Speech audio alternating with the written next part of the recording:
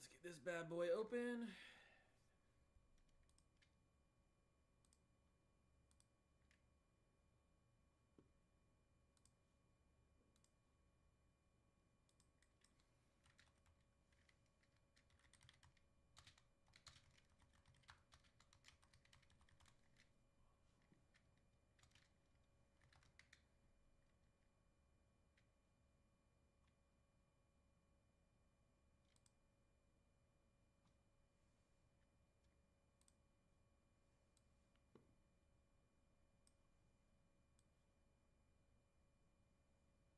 All right. Well,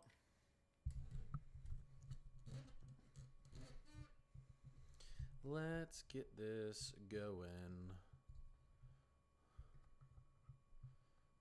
What's up, dude? What's up? Hey, Dak Shots. That was quick. Let me get my little setup in here. That should work. Okay, my chats are out. I need to chug some water. I'm sorry that I'm late.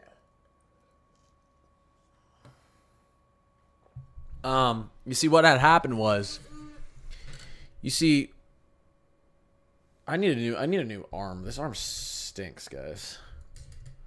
You see what had happened was, Jen, what's going on? We're gonna get into everything in just a second. I've only been streaming for like a minute.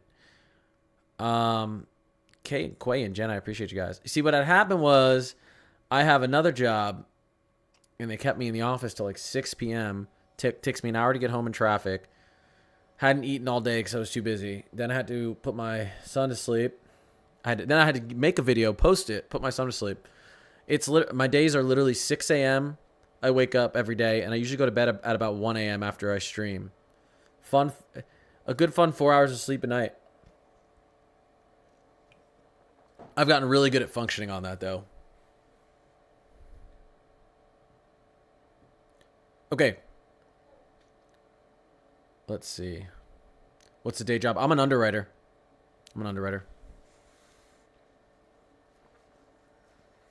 So, not a personal insurance, commercial for companies, big companies that need insurance. So, a little bit demanding. I would love to do this full time. That's the goal one day. But the other job is flexible and pays the bills too. So, that's what's important. Okay. Kay and Quay, appreciate that. Been waiting on you. Julie, what's going on? Okay, you guys want to look at some new models? Look at some new stuff. I posted about the wildfires in my video today on TikTok. Kind of what's causing them. Let's get into it. I always talk about what's going on around the country before we get into questions. So here is kind of... Okay, guys. The system that is causing the wildfires in California is the same exact system that's bringing us snow in the east this week. Weekend. Believe it or not. And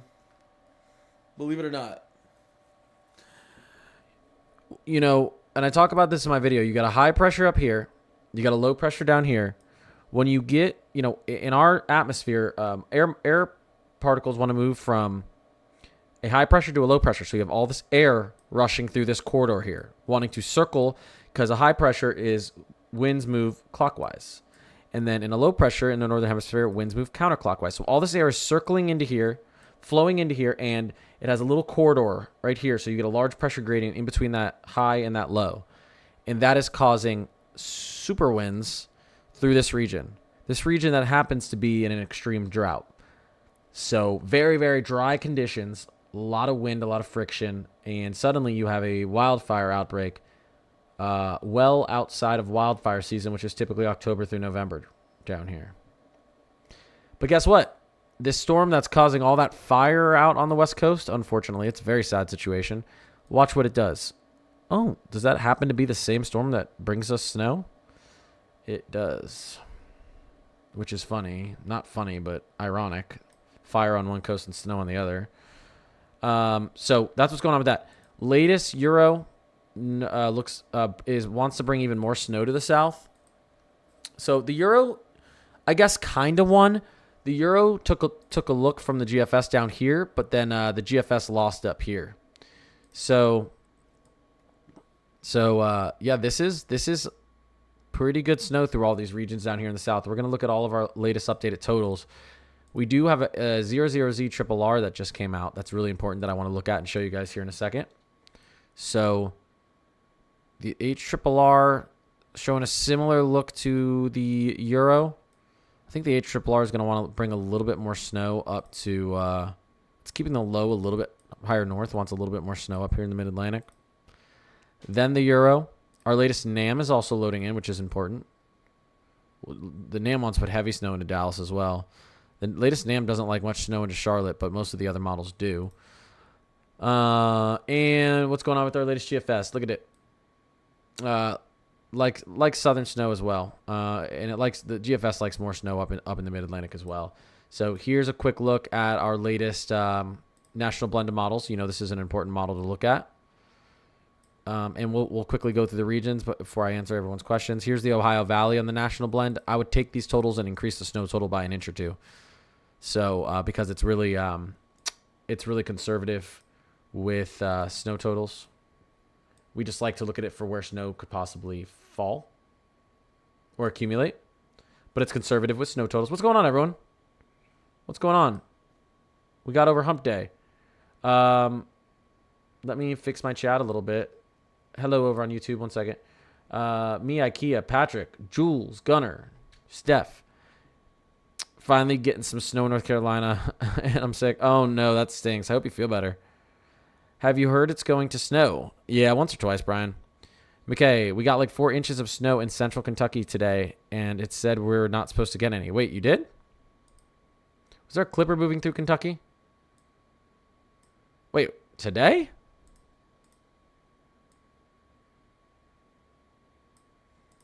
What? How did you get snow in Kentucky? There was no snow in Kentucky today. Don't give me bad news about snow in North Jersey. It's bad news. You win some, you lose some. What's the NAM doing with... I mean, it's not all... I mean, the models can adjust a little bit for that far up north, but we'll see. It's also going... It is going to snow in Boone. Okay, guys, sorry. We're going to... Okay, latest... So take all these averages, add another inch or two to snow, because this is good for seeing where snow's likely going to fall, but the national blend isn't great at seeing... or it's going to underestimate accumulations. So there is your Ohio Valley. Here is your South Central. So you could assume you maybe who knows? We'll see 2 to 4 in here, 2 to 5. I know the Euro wants still like 9 inches close to Dallas. Let's just wait and see on that. Here's your latest in the Southeast. And what's interesting is, have you guys seen our latest Euro model in the Southeast? Some of you might like the latest Euro model in the Southeast. Might like it a little too much. Look at that latest Euro model down in the Southeast, guys. I mean, what is this? Still likes, look at this. Into northern Mississippi, 3 central, all the way up to 8 northern. Central Alabama getting some, all the way up to 7 in northern Alabama. I don't know. This is a pretty close Euro, though. Potentially some snow into Atlanta. And then 3 inches, we'll say 2 to 4 between Raleigh up through Statesville and into Charlotte. The Euro got more bullish out here, guys. The Euro got more bullish out in this region right there. So that includes some big cities, parts of South Carolina as well. So that's what's going on with that. Last thing I'm going to show you before I start getting into all the questions is our latest ensembles, Euro ensemble. Let's go into our probabilities. So we'll go into winter. What are the probabilities we see an inch or more of snow? Now, the Euro gives cities like Charlotte 100% chance of seeing an inch or more of snow. 90 to 100% chance. Kind of crazy. Gives Atlanta about a 50% or more chance of seeing an inch or more of accumulation. Obviously, gives the Ohio Valley, Tennessee Valley. I mean, just says you guys are all going to see an inch or more. What I'm more interested in is how many does it want you guys to see over 3 inches? You can see the whole state of Tennessee and Arkansas, basically. So, and then 6 inches, probably parts of Tennessee. Yep, in Arkansas, and parts of northeastern Texas as well. If we go back down to South Central, look at that. Look at that. That red is a 90 to 100% chance of seeing an inch or more of snow based on the latest Euro. And then the yellow to the red is a 50% chance to a 90% chance. So if you guys want to look at that real quick, and then I'll start taking some questions. But if you want to just check out what that's looking like with our latest updates, you know, still wants to give a chance for all of us up here to get a little bit of snow, but chances are lower. But you know, we're gonna look at what changes on stream here and what I think is actually true, because I don't always agree with these models. All right, I'm gonna start taking questions. 2 seconds. Gunner, SH, Jen, Kelly, Nanny, Julie. What's going on, Julie? And Blue, Nicole. Julie, are we getting any snow up there starting yet up near Buffalo? Some lake effect. We are getting some lake effect to the south, right through here, right through here. I don't know if you can see that on the bottom screen. We're getting a little bit. See if that picks up more. Okay. Hi, can you show the latest NAM 3K for the Mid-Atlantic? Sure. We'll do that really quick before we get started. Let's go up to the Mid-Atlantic. Let's go to our latest NAM 3K. Is our NAM 3K making it up there? It should be by now. Well, here you go. Here you go. Yeah, the NAM 3K is not making it up there. Well, it kind of is. I don't know if that would be the totals, though. We can look at, if we went back to where, well, if we go to our NAM 12K. Yeah, I mean, really, it's really light. Really light. It still expects snow, but very light snow. Nothing to be super excited about, but there's some really interesting looks moving forward. I told you guys this is probably not the last snowstorm we see out east. We're going to see one or two more, probably even before January ends. I can show you that really quickly, too, right here. So we're going to focus on this snowstorm, kind of what's going on in Cali. But I want to show you really quickly before we dive into that what could come after, what some of the models think for our pattern. The GFS and Euro both see this right here. Now, this is far out, past 200, but they both see this, and they treat it differently. The GFS likes this to be snow through this corridor. The Euro likes this to actually be snow down here to the south, interestingly enough. So, well, that was the late, here, let's get to the newest GFS. So GFS still likes it up through that corridor, then wants a big nor'easter. This is really far out. Take that with a grain of salt. I wouldn't really believe that yet. But if you look at our 12Z Euro, what it does here, watch this. Just showing you we're going to have a favorable pattern. I mean, the 12Z Euro wants a big, almost like a big nor'easter as well down the line. So still not even into your last week of January. And then, okay, listen, I'm not showing you this because it's going to happen because this is too far out, guys, but I'm showing you this because I think the pattern's correct. I've been telling you, I think we have a pattern for one or two more snowstorms out east, maybe one more southern. The Euro thinks that too. I mean, this would be crazy southern snow. This would move to the north probably, but that would be snow, you know, if that were to happen in southern Alabama, Mississippi, Louisiana, and Georgia. So not impossible, but I do think we are going to get another shot at a southern winter storm in January and probably a mid-Atlantic winter storm in January. The timing's up in the air, but you can just tell by our climate prediction centers, cold weather outlook, very cold out east, and above average precipitation at the same exact time. Above average precipitation, below average temperatures. That is how you get snow on the ground in places that don't see it a lot. It's a great outlook continuing after this snowstorm. So some people would be upset they're not going to get as much snow as they want from this, but it's not all like other years where you're like, ooh, we're going to go into a month of above average temperatures now like we did last year around this time. It's actually looking not too bad. Not too bad after this. We could see more. Okay, I'm starting taking questions. Nenny, Blue, Lane, Ryan, J. Tizzle, Nicole, SUTE, Lane. Need to get you grain of salt merch. I know. I say it way too much. Dallas Fort Worth changed from nearly missing out on snow to possibly over 4 inches. No. Dallas could still miss out. Dallas is back and forth. Why models can't agree with what's going to happen here is this is where the storm is coming together. This is where everything is starting, and it's a big blob of mess with these once the storm is kind of wrapped around and you have kind of cyclogenesis around the low, or at least some moisture being pulled in here, cold air being pulled in in the top. They know what's going to happen. They're really confused about how this storm starts off, and yeah, but I will tell you this: you can see what the Euro wants to do down there in Dallas still. Look at that. Dallas would be somewhere between getting 3 to 9 inches. I don't think it's going to get 9 inches, though. So I do not think that. How much snow is going to be in PA? This is going to be a light snow for PA. A little bit of time. as I said, you know, we probably still have about 12, I would say 12, maybe 24 hours for this to change up here, but probably more like 12. But we're not going to see any sort of significant change that's going to tilt this into a big nor'easter in the next 12 hours. I don't think that. 15 real feel in Mooresville, North Carolina. Yeah. I can imagine it's cold down there right now. How much snow in Georgia? Northern Georgia, you know, we've been looking at these models. I'll take you in here based on the latest Euro. But now, you know, some of the other models want less. The Euro is weirdly being the most aggressive with Georgia.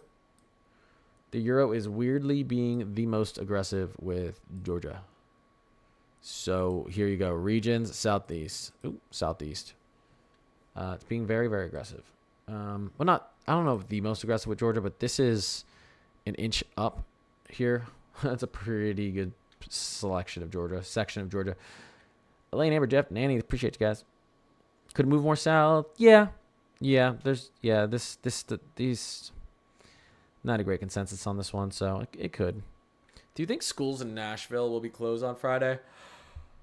They're probably considering it. I would definitely imagine they're considering it. It's going to be potentially the high-end snow Nashville could get would be a lot. They might be worried about that. If it got the high end, it would cause some issues with school. Long Island will never experience a big snowstorm this year. Calling it, what you think? Yeah, that's impossible to call, Nick. This season, especially through the next month, is a really good pattern for Long Island to get a good snowstorm. So I mean, it could still miss out, but I would bet the over on on Long Island getting a decent snow. But it just because it's been better than the outlook and the setup, atmospheric setup is better in the East this year than it's been in the past. Could still miss out though. It's a tougher feel when you have this good of outlook and you still miss out.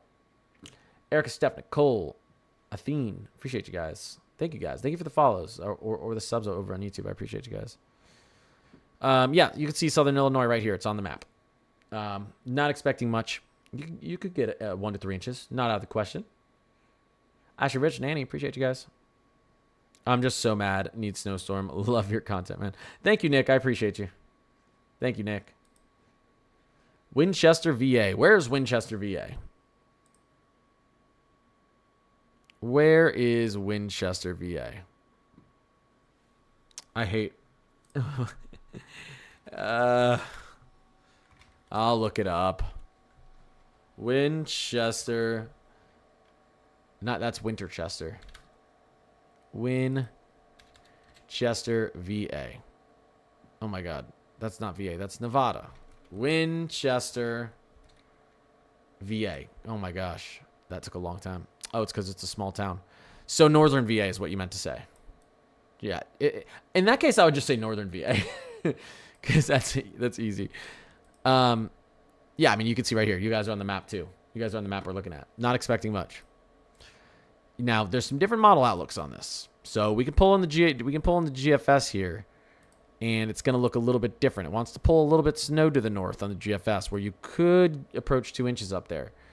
So, you know, I don't trust the Canadian. The Canadian wants basically none up there. I like our European ensembles. Our European ensembles look super promising for you know, Raleigh to Charlotte through, I guess they call it upstate South Carolina to potentially into Atlanta, the northern tier of Alabama, Mississippi. I mean, this looks really promising, especially for the southeast on the European ensemble. And what does the European ensemble look like back in Texas too? Jeez, really good. F. Vasquez and the misses. I appreciate you guys. Walker bait. I recognize you guys, a lot of you guys now. The misses, Ashley. Thank you guys. Could Lubick get snow like 2 to 4 inches, or any rain or windy remix? That's like northern Texas, right? I mean, our you know, the ensembles are calling for potentially 2 to 3. The Euro ensemble. I guess you're a little bit farther south there. So it really wants about an inch over you. But if we actually went to our global deterministic, it could be really, really close. So you could see none. You could see flurries. You can maybe see 2 inches. See how it's really scattered here? This is when the storm is getting its act together. So you're going to have clouds in weird places. And then once the storm gets itself together, you'll see a bigger body of snow moving forward. And this will expand like this. It'll start to expand out. But the beginning is going to be sloppy. It's like almost impossible to predict. Misty Rain, what's going on? Appreciate it. Jen here. Southeast Carolina state line. Yep. Here, let's move this over. So was that southeast, like South Carolina? Or if you're talking about here, we're not expecting much. Is the Arctic air above that storm going to push southward? Yes, it's going to get very cold. We'll go over that in a second. Jody Luis, I appreciate you. There's not a better negative tilt in the New NAM, no. No, we've actually seen the difference actually in the euro is we're actually seeing bigger totals here now from the euro, but we're seeing it's like amplifying to the south, but it's not doing much to the north. So the euro, I would say the euro looks like it's going to win, but there were parts of the GFS that won because the GFS, well, we'll see if this happens. The GFS did like this better. Also, the GFS saw this snowstorm happening like 5 days before the euro. The euro wasn't this snowstorm wasn't even on the euro's radar till like 5 days after the GFS was calling it. So GFS won in some ways, but the one way the GFS lost is cutting up the coast. It is going to tilt, but it's going to tilt right off the coast. And that's the difference between getting a feet of snow through here or getting not, an inch or two or none. Evan McLean, I appreciate you. Pete Rash, thank you. Thank you, guys. Ashley Lodi. Yep. Ice isn't looking too bad anymore. Although through the Carolinas, let's see if our Euro agrees. So this looks to be our main issue with ice. So this corridor, we'll have to see how this develops. I would watch out. It's really erased. Most of the models have erased ice through here. I don't think you're going to get no ice through there, but significant ice, it's began to erase. A little bit back here, that you're kind of near Lubbock here. Is it Lubbock? Lubbock? I think it's a Lubbock. So we'll watch that. Let's see. Let me go back here. United States of America. Let's see here. Ash Sophia. Ash Nicole. Thank you, guys. Could Massachusetts get snow? Not expecting much. It looks like you may have a little clipper system that wants to move through up here, though. Tiny bit. Dusting to an inch.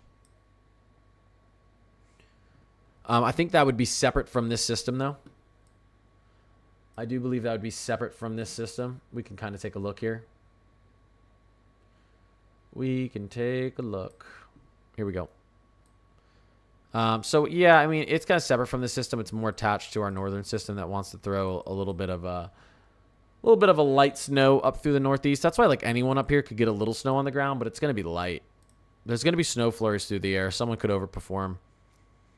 This is finally maybe a tiny bit of snow on the ground into maybe into parts of Iowa, Minnesota, and Wisconsin.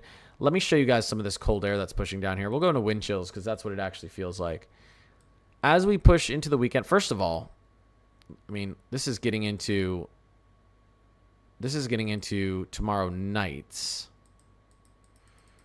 I mean, look at these temps. Look at these temps Friday morning. You've got wind chills almost down to San Antonio of 32 degrees. You got wind chills down in like Palm Beach, close to 39. You move forward here. Yeah, I mean, you've got wind chills maybe in and around 18 degrees in Dallas, 23 in Atlanta. Very, very cold air. This sticks around for a little while. We'll see. We're probably gonna have a big chill with this system too. So Marietta, Georgia isn't gonna get much snow anymore.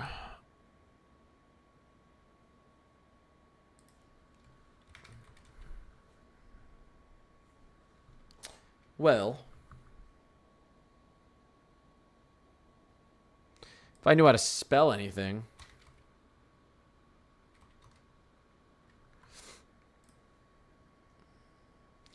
I mean, no. I mean, Marietta's still not in a decent spot. Your Euro ensembles and your Euro deterministic still want to put an inch to 3, maybe near that, but I think that's overdoing it. So I would say don't get too excited to get let down, but if it happens, good for you. That's what I would say. Because you could see here, I mean, you're kind of right in, I mean, Marietta's really close to this snow line here, and Euro's the most aggressive with this snow. Well, let me take a look at the latest GFS. Yeah, the GFS pulls back and the Canadian pulls back as well.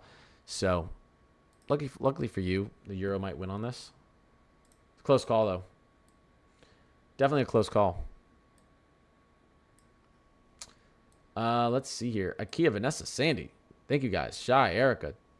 2012, Smokey. Is he just being conservative? No. For anyone who went through this recent snowstorm up in the north, most people saw less than what was projected. You typically see less than what's projected. So, I would say 8 out of 10 people in here are going to see less than what's projected. 2 out of 10 will see more. That model's always over project. You know, I could almost guarantee you we're not going to see 13 inches through Arkansas, but that could be the spot that overproduces. If you're not conservative on these snow models, you're always going to be wrong 100% of the time. So, I mean, you know, we can literally switch right here from the deterministic onto the ensemble. All the numbers go down. Why do all the numbers go down? Because this is averaging out all the model runs and not just one. Okay, so this right here is one model run. Hold up. This right here. Let's move this forward. I don't know why that just did that to me. This right here is one model run. And then we go into here. That's a ton. And you saw all the numbers come down slightly. All the totals come down. So your ensemble is what you want to see, but your actual one run, and I still think this might be a little high, but your actual one deterministic run is very unlikely to happen. Exactly how it shows, something like it, but that's why the ensemble is good. Nancy, Evan, John, Lee, Nanny, John, Kimber, what's going on? IKEA, I appreciate you guys. Thank you for anyone who's followed or subbed too. Grand Rapids, Michigan. Should we push north? What's going on up there for you guys? Is it going to give us a look at the Great Lakes? We can take a look for you at our... Let's take a look at our HRRR 3K and see what we see moving forward here. Let's not go to the 1Z. Let's go to the 0Z. Here it comes. You know, you're going to have your low up here and your low down here, so you may get some more pushing through this region, and then you might get a gap through here. What does our NAM think for you? For Grand Rapids?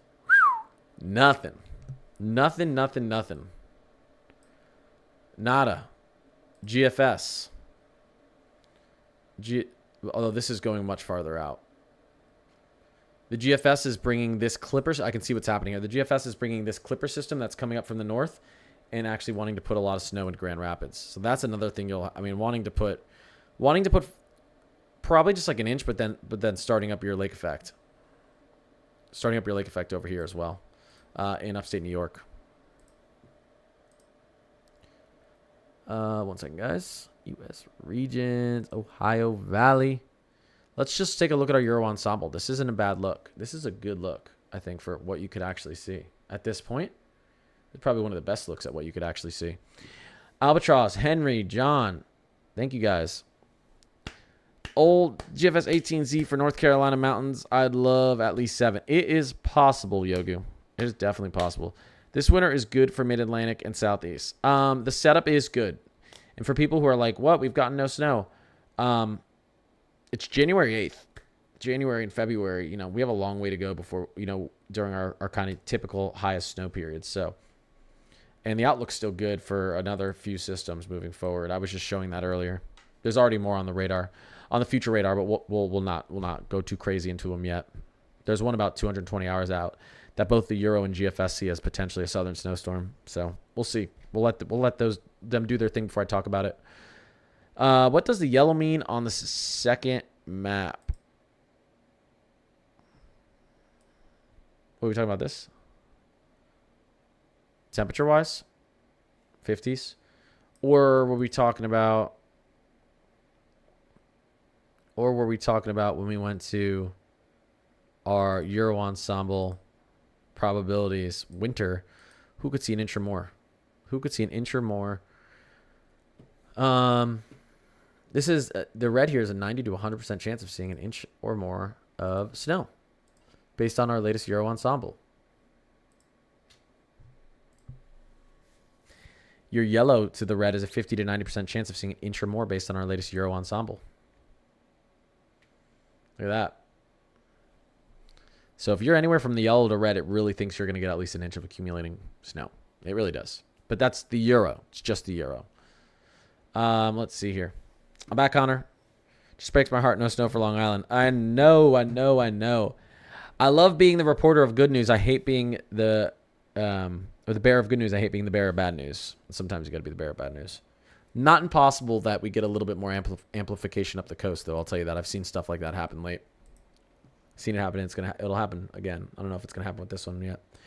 How much snow is expected in central New Jersey? If you're lucky, maybe an inch and a half. I mean, if you're lucky too. If you're unlucky, nothing. A dusting. In East Tennessee, still expecting snow, or will it be ice? I would be shocked if you got any ice anywhere in Tennessee. It should be all snow. Good fluffy snow. HRRR isn't doing that much for us yet. HRRR is not doing that much for us yet. We can take a look at some stuff here. Let's go into surface winter total Crucera. We'll go back to our 00Z. I guess it is. It's not getting loaded out here. So it is. It's not loaded out here yet. So it is loaded down here, though, if you guys want to take a look. This is a good short range model. Actually a good point. That's a good point. Let's quickly go look at the HRRR. Let's start in the Ohio Valley. Why don't we? Good short range model. I mean, you see, don't worry, though, out here. The HRRR isn't loaded yet through, like, fully loaded yet through this region. So the HRRR, like, stops loading here. That's why your totals will actually probably be a little bit higher than you see right here. Especially through the mountains of Tennessee aren't going to see no snow. They're going to see a decent amount. Deputy, Adam, Maggie, Misty, Rain, Sophia, Adam, Darius, thank you guys. Snow already on radar, southwest Dallas. Is this early?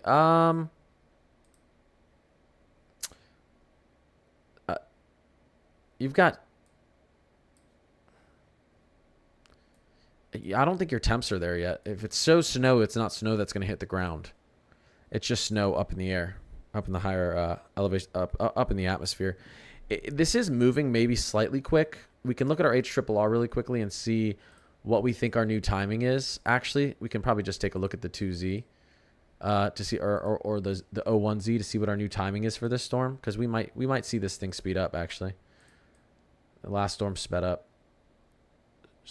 on us. So here's what we're thinking for snow to start around Dallas based on our latest H, and I'm going to take 3 hours off this. Potential snow to start in Dallas maybe around 10 to 11 hours out from now. At the earliest, that is a little bit sped up. I think that's about 5 to 6 hours quicker than we thought a few days ago. But, you know, the significant snow is a little bit farther out. You could just be seeing mixing and sleet at that point still. So I'd be surprised if you saw snow before that. Maybe it might be falling up in the air, but not hitting the ground. Stretch, Tracy, Sophia, and Lauren. I appreciate you guys. How much more can this shift before it hits Georgia? Not much, but the models don't agree on how far south it goes down in Georgia. Maggie Moo. What's going on? Appreciate you. Here, I'll show you guys really quickly down here in the southeast. With our HRRR, it's not fully loaded. That's the problem. We can take a look at the Crucera for it, though, and see what's going on. We are only loaded about out to... Oops. Let's go to 00Z. We are only loaded about out to here. Now the HRRR brings this snow much farther south into Georgia and Alabama. You guys would be very happy with that. That would definitely, I mean, this wants almost 3 inches into Atlanta. So what's good actually is the HRRR is agreeing with the Euro almost. The Euro's not as bullish on how far south this goes, but two good snow models, HRRR and Euro, thinking the snow is going to be more aggressive to the south. I would think the HRRR is going to be more aggressive through South Carolina and North Carolina then as well if it's agreeing on this snow pushing more down in Georgia and Alabama. So temperatures are a little weird though. Maggie, I appreciate that.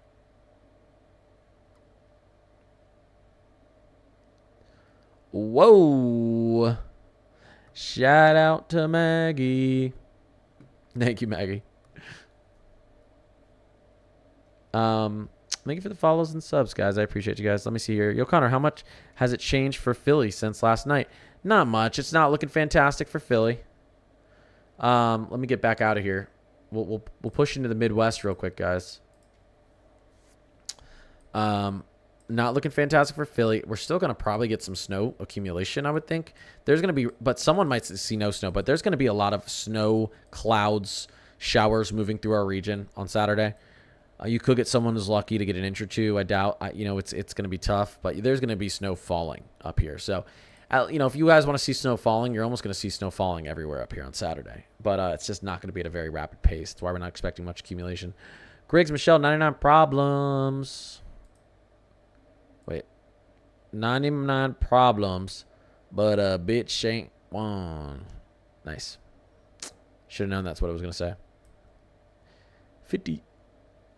Yeah, I mean, Pittsburgh still wants to get a little bit of snow, and that's because where you're located in Pittsburgh, you're kind of being smushed in between these two lows, and that's going to amplify your snow a little bit. There's also some lake effect that wants to like drag all the way down into Pittsburgh, which is an interesting look. If we were to go over to our, let's go over really quickly here. Let's take a look at what's happening up here. You can see that snow band. It kind of wants to separate as it moves. Look, it wants to part the Red Sea as it moves over Philly, Jersey, New York City, and Long Island. Well, does that Red Sea actually part like that? That'd be funny if it did. I don't think it's gonna. I think it might hold itself together a little bit more. Look at the lake effect that wants to now start up next week is crazy. But I thought it looked like we may get a little bit more lake effect. We were having some lake effect snow bands going on right now up here. Not as significant as I thought they may look though. Let's pull back out. Skirt. There we go. Griggs, Stretch, Misty Rain. I appreciate you guys. How much snow for Southwest Arkansas? Probably a lot. Probably a lot. Let's take a look at the HRRR actually, because the HRRR, we can get on the short range HRRR, which would be fun to look at for Southwest Arkansas. Let me just adjust my computer screen real quick here for you guys. Southwest Arkansas might go crazy. Let's see. I mean, I guess it depends where you are, because there's a tight snow line. If you're actually south, that little sliver of very far south might see ice and sleet. But if we're talking, I mean, it really does depend how far south you are, because you can see right here, your border with Louisiana kind of wants to miss out. Almost every model has this little empty pocket of snow as well. See, GFS as well. GFS and Euro actually agree really well there. Euro Ensemble gives it a chance, but we got to go back to our 1 second. Actually, let's go back to, here's our Euro Ensemble. Actually, does our Euro like that? Our Euro actually likes that. All of Southwest Arkansas, our latest Euro. That's a good look for you guys. Brought that snow line down. So possible. I'd still take these numbers down. I still think they're a little bit crazy. Kelly, what's going on? Unknown LR. Lake ladies in the chat. Appreciate you guys. Philly getting your snow. Tiny bit. Probably some flurries though. I wouldn't expect to have any fun accumulating snow. It's not impossible. We can see models adjust during this time frame, but it's more likely than not just going to be a tiny bit. Maybe just a dusting. How's Raleigh, North Carolina looking? Well, based on our latest Euro and HRRR, pretty dang good. I mean, I would say minimum 1 to 2 if you were to believe those good snow models. You could see You could see a surprise snow though, based on those. Your system really starts to weaken as it moves off the Virginia and North Carolina coast, though. Not looking good for driving to Texas Friday. No, not looking good. My town weatherman is saying we are getting rain in Knoxville now. What? No, he's not. Don't lie to me. Yeah, Charlotte looks. I've seen people ask about Charlotte. Charlotte looks much better on the Euro, and the HRRR. But I'm getting nervous because I have so many friends in Charlotte who are hyped for snow, and I purposely. One of my best friends, Maddie, lives in Charlotte. And I was telling her I was really worried because Charlotte's right on that rain snow line. And then I kind of looked at our latest HRRR. You can't see all the way out on the HRRR, but I can tell it's leaning Euro. And so I know it's going to show something similar to Euro. And I went to text her that, hey, it looks really good for Charlotte now. Your chance of getting accumulating snow. But I don't want to disappoint. So I'm just going to hang on to that knowledge. Look. So suddenly, our latest Euro likes 3 inches into Charlotte. Still close, though. Still a close line. And the HRRR, you can't see it load all the way out, but I can promise you it's following our Euro because it's doing something very similar into Georgia.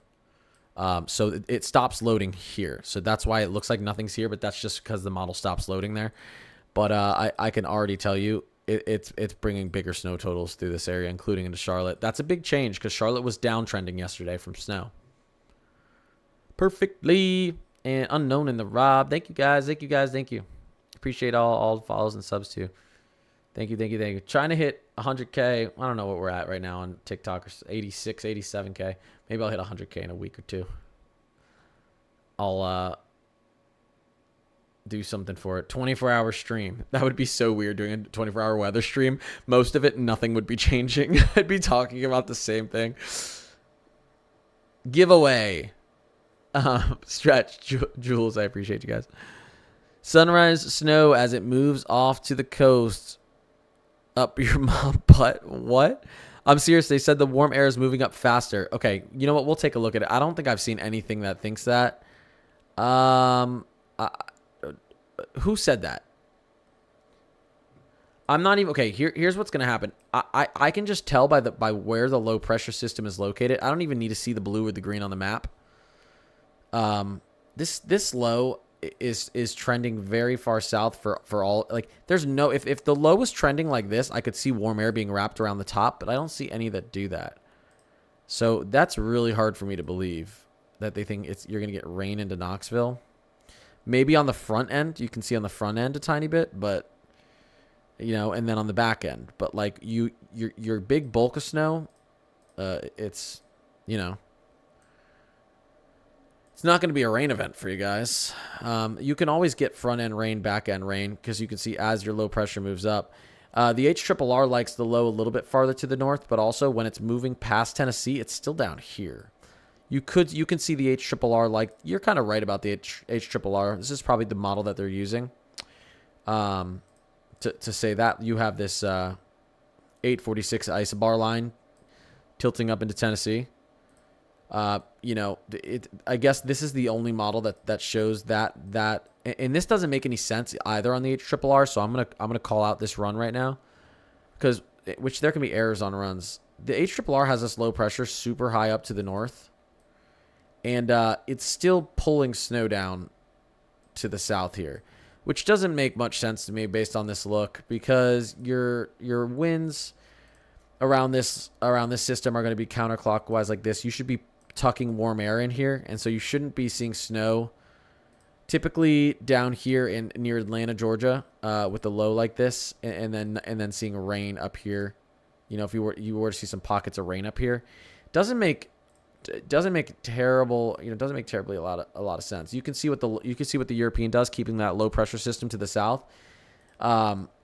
This makes much more sense.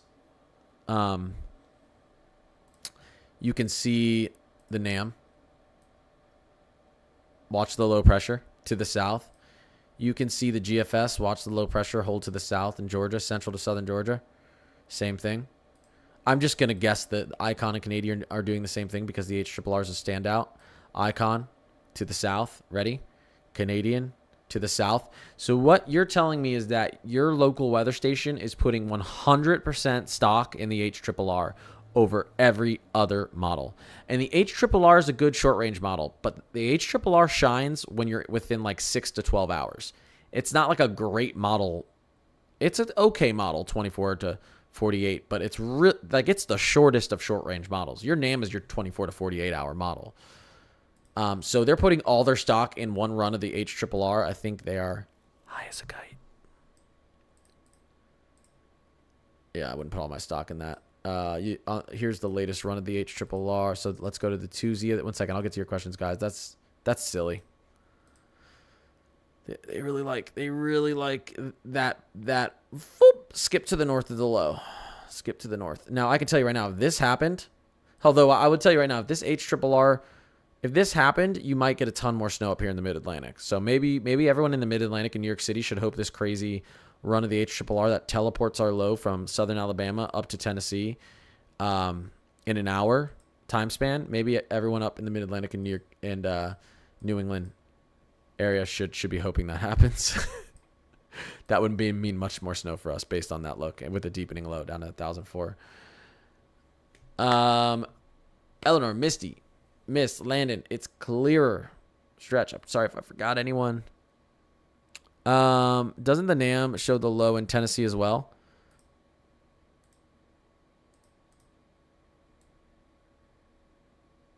It has it. It does the same thing, and then in the latest 00Z, it teleports the low way far to the north, but it's still a snow event for all of Tennessee. So, interesting. You know, I would actually associate the low up here. I actually would. But again, your Euro and NAM keep the snow line. While your NAM shows a low pressure moving through Tennessee, it keeps the snow farther to the south, which just doesn't make any sense. It's having issues. It's having issues with itself. So when we get in the 18Z, I guess, of the Euro, if it shows our teleporting low pressure, which it wouldn't really teleport. That's just the model, not like after, you know, that's just the model disagreeing with itself and trying to adjust on the fly when you see that happening. But I guess we'll see with that. We're gonna get the 00Z of the GFS in here soon, so we'll see.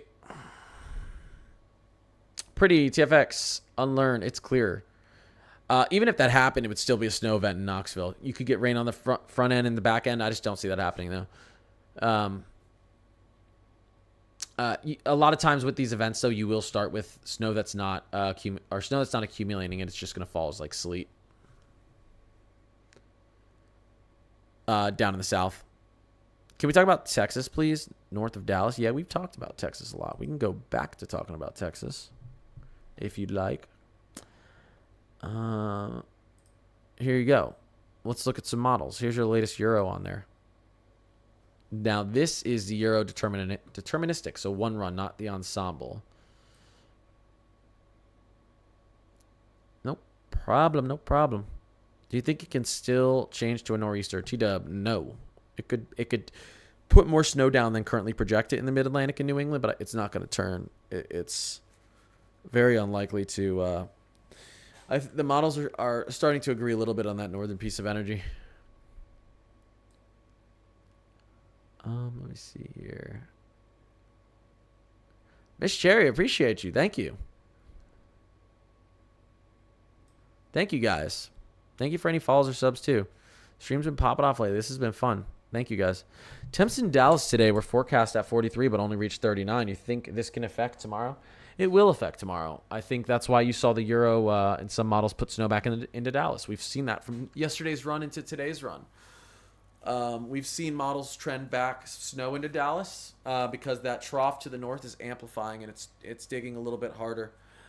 That's all. That also has to do with why why the Euro is putting more snow into areas like Charlotte.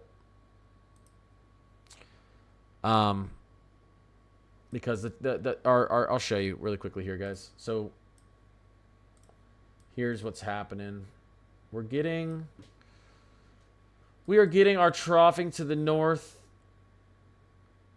a little bit more of an amplified look, which I don't know how you can get it any more amplified than it already is. It's already a really steep trough, but. So let's go up here into our 500 millibar. And here we go. This is what we're looking at. So your jet stream right here came down a little farther south than expected. So you have cold air that sank farther. Originally, this jet stream was probably sitting up here.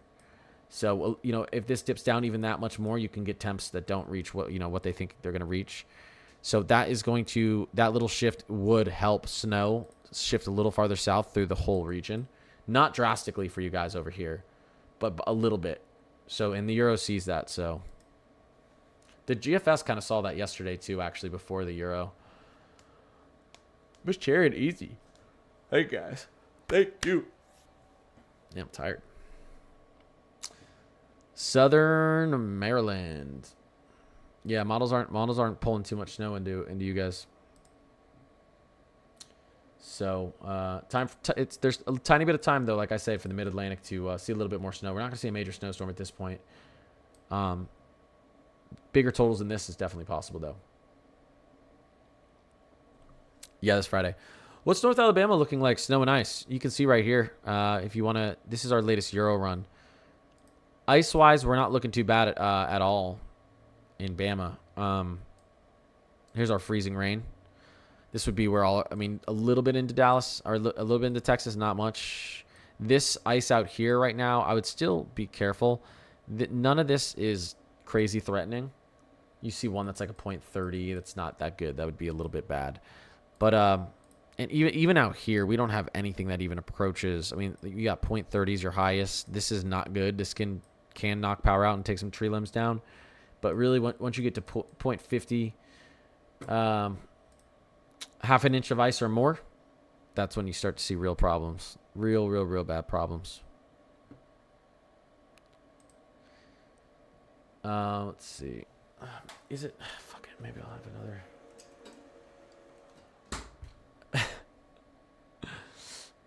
Yeah, I mean, I'm showing Georgia right now. I know some people are asking about Georgia. So. There it is. There's your latest Euro. The Euro's typically better at snow. The GFS typically handles snow in the south a little better. The GFS saw this southern snowstorm like way before the Euro did, because it saw this. Well, it saw this low pressure. It's good at detecting weather down in the subtropics and the tropics. So it saw the low pressure down there developing way quicker than the Euro did. It also kind of agreed with more of a southern take and more snow down here than the Euro.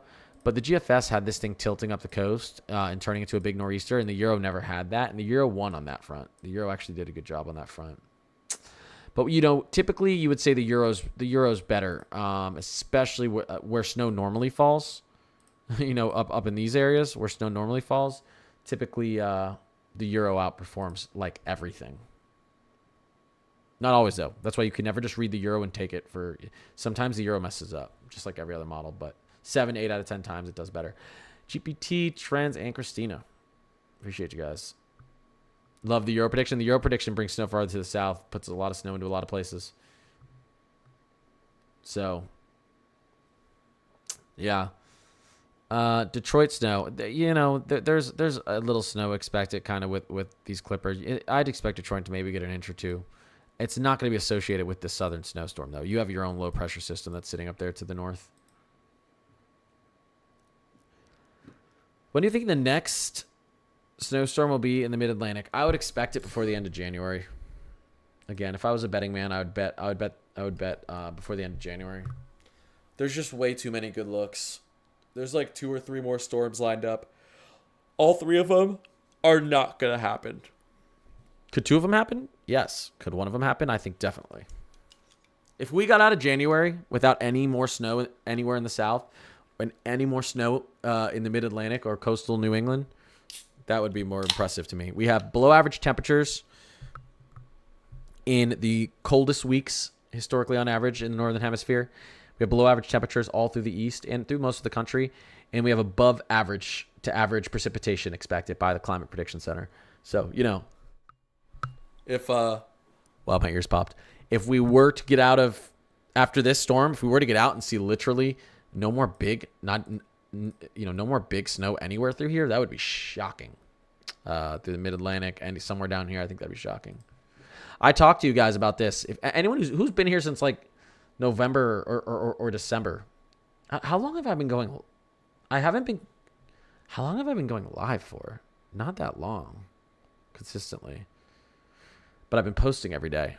We talked about January. We said January was going to get a southern snowstorm. People asked me a ton in December, and I was like 100%. And the funny thing is, I said the second week of January over and over and over again. I'm no like savant. I'm not like sitting here saying I'm the greatest meteorologist in the world. It was just such an obvious look.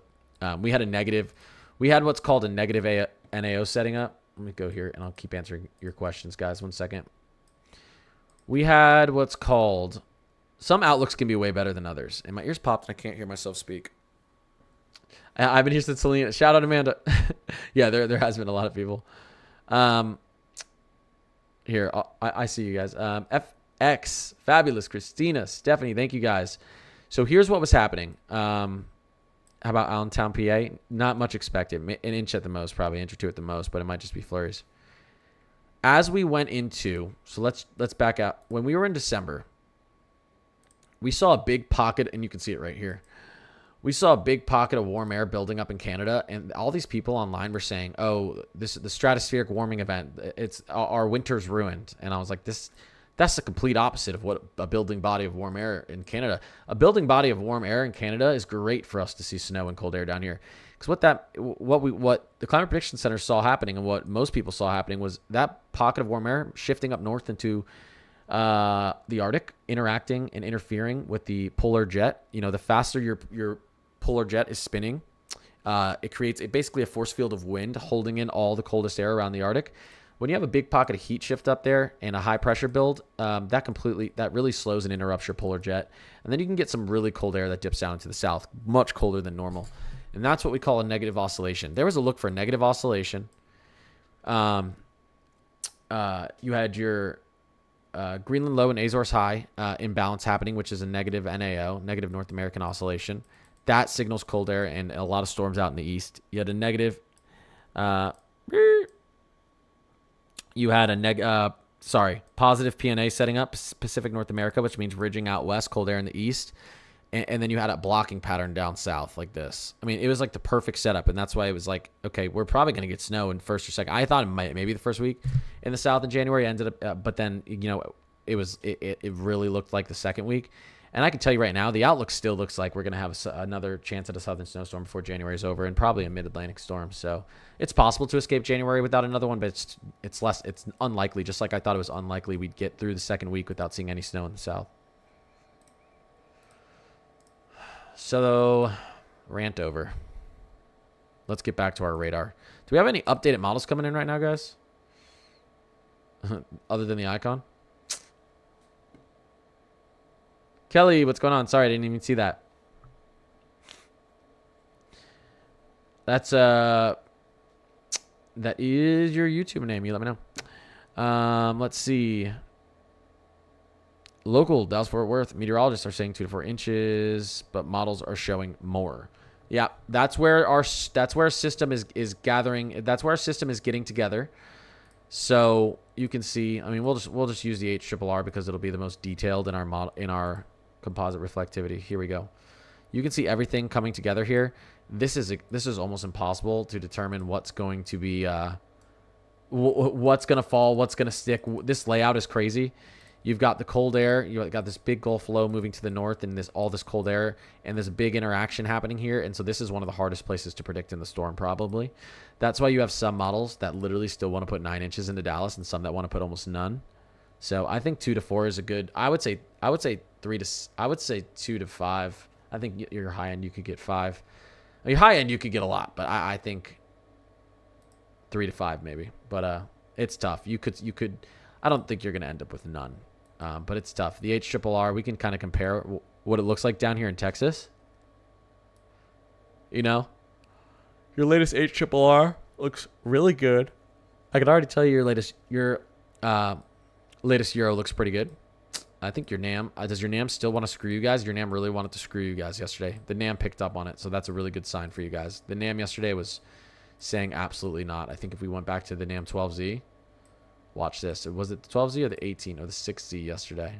Yeah, see, it was really shifting all of that snow out to the northeast. And it's adjusted back with all the models, so I think you guys are okay. It's came back, and we have consensus. 1 second. Let me get back here and just show you guys what some of these... Let's look at our latest, really quickly, national blend of models. I'm going to do a speed round. I'm going to take as many questions as I can here in a second. So let me just zoom this in so you guys can see what's going on. You can kind of see everywhere on here, including down into Texas. You can kind of see everywhere down into here with this type of map. This is your national blend of models. It's going to be probably one of the most conservative, accurate forecasts. So it's being weak on the bottom end here, and that's because it's taking into account your NAM and GFS that don't like snow down there. All right, 1 second. I'm going to just do a speed round. I'm going to answer as many questions as I can for you guys. Just give me a second. Forgot to open my Red Bull. User 309002. Venetia? Is that how you say it? I appreciate you guys. Nicole. Nini, thank you. K and Quay. ZX6R Shauna. Thank you guys. Thank you guys. Thank you guys. Thank you to anyone who's followed or subbed too. For anyone who's new here, I post uploads of I upload videos every single day. Talking about what snow a lot lately, but my video today we talked about the fires going on in SoCal, what's causing them. And I'll go over that again in a second. The same system that's causing all the fires out in SoCal is the same system that's it's this system right here that's bringing our snow. Right now, this is a low pressure. This low pressure is sitting just to the south of SoCal with a high pressure above it, causing a pretty steep pressure gradient in between those air boundaries, and that is what's causing the strong winds into that really dry environment, causing the fire. So the same system that's lighting California on fire is the same system that's dumping snow into Tennessee. Kind of ironic, and everywhere out here. So really weird how that works out, but I'll show you guys that in a little bit. It's kind of crazy. What are your thoughts on a blizzard for Jersey the rest of January? I mean, blizzard, I don't know. I could see us easily getting a 7 to like 10 inch type storm. I don't think it's out of the question. We've got a good outlook. We've got a good outlook this winter. We've gotten really close a couple times. Already. We'll get close with this one moving off the coast just a little bit far. All right, 1 second. I'm just going to answer as many questions as I can. Let me just pour this real quick. By the way, happy hump day. Happy second half of the week. Big news for everyone. Second half of the week. You guys want to hear some terrible news I got today? Because like I've said, I want to do this full time, but I got to grow my channel a little bit more. That's why definitely shout out to anyone who has followed and subbed, because that much closer. And I mean, the gifts are awesome. Obviously, thank you to anyone who's gifted, engaged. But hopefully one day my channel will be big enough where I can do this full time. I got the worst news at work today. They told everyone, because we work half from home, half from, we're hybrid. So I get to work from home 2 to 3 days a week. They said we're going back full 5 days in the office. I about cried. I didn't actually, but oh my God, that is like horrible news. That's like being in like elementary school and they're like, hey, we're shortening summer vacation by 3 weeks. I was like, what? I don't know. I feel like I'm living a nightmare right now oh my God. My life is completely different after hearing that information. I woke up this morning in such a good mood. I'm in a good mood now anyways. I'm in a good mood because I'm here with you guys.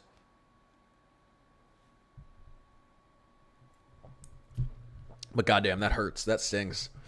Okay. So, yes, Nashville is, guys, all of Tennessee. If any of you don't see if any of you see under 2 inches in Tennessee, I'll be kind of surprised. Maybe southern border, but I'd be shocked. Most of Tennessee wants to see 3 to 6, and some could see on the high end. You may have answered, when should we expect weather in central Alabama? Yeah, this is a Friday system for you guys. So, You know, so I mean, really quickly, I'm gonna take as many questions as I can, but really quickly, this thing really wants to start. We'll kind of look at the Euro timeline. Weather wants to start going downhill in Bama really early in the morning on Friday, like 3 a.m. But not that's not when the worst type of weather would be about in the afternoon time in Alabama. Which is why your rain line is shifted a little bit farther to the north, I think, in some of these runs. Let's see. What's a scenario like for this sort of system to dump, say, 8+ inches in eastern Tennessee? It's possible in eastern Tennessee, especially when you get some of those clouds piling, you know, pushing up against Appalachia. It can catch some snow up and kind of hold snow through the region out there near Knoxville. So I don't see 8 inches happening, but it's not impossible.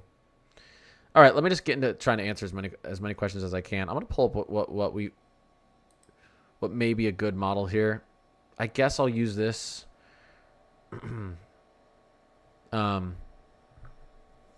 Concord. I don't know exactly where. I lived in North Carolina forever, and I remember knowing where Concord was, and I can't remember where it is now. So, you know. Yeah, Concord. If you're living in Concord, I would just say Charlotte. I mean, yeah, because that's. Oh, I've flown out of the Concord airport like 10 times. I should have known where that was. Concord's Charlotte Metropolitan. Yeah, I mean the latest Euro does. I mean the Euro got way more aggressive in Concord. It thinks 3 to 4. I would say 1 to 3 because you want to be safe. You want to be careful. If there was if there was full model consensus with the Euro, I'd fully agree with it, but there's not. Nicole, Venetia, user, Jaden, Caden, Tanner, thank you guys. GFS coming out soon. Let's go. Does Connecticut have a chance for a good amount of snow this month? Yes, it does. The outlook's good. There's a couple systems that want to move out east. A couple more are already kind of signals for snow out there. Let's see. How much snow is expected 1 hour northeast of Dallas? You can kind of see on my map right here. It could be a lot. It's kind of up. All the models are kind of up in the air on it, but you know, there's high ends that want to bring in 9 inches. I would say 4 to 5 is a conservative take on it. Devin and Misty, I appreciate you guys. Does Nebraska have some snow chances? Do you want to take a quick look here? Let's go into Nebraska. The Euro does well up where Nebraska is at that latitude. I can tell you that. The Euro does good up near Nebraska. You can see over the next 5-6 days, not loving Nebraska snow. I can tell you right now, though, there's a good look going into the 3rd week of January for a snowstorm to push up through the Central Plains up towards the northern plains. So we'll have to keep our eye on that.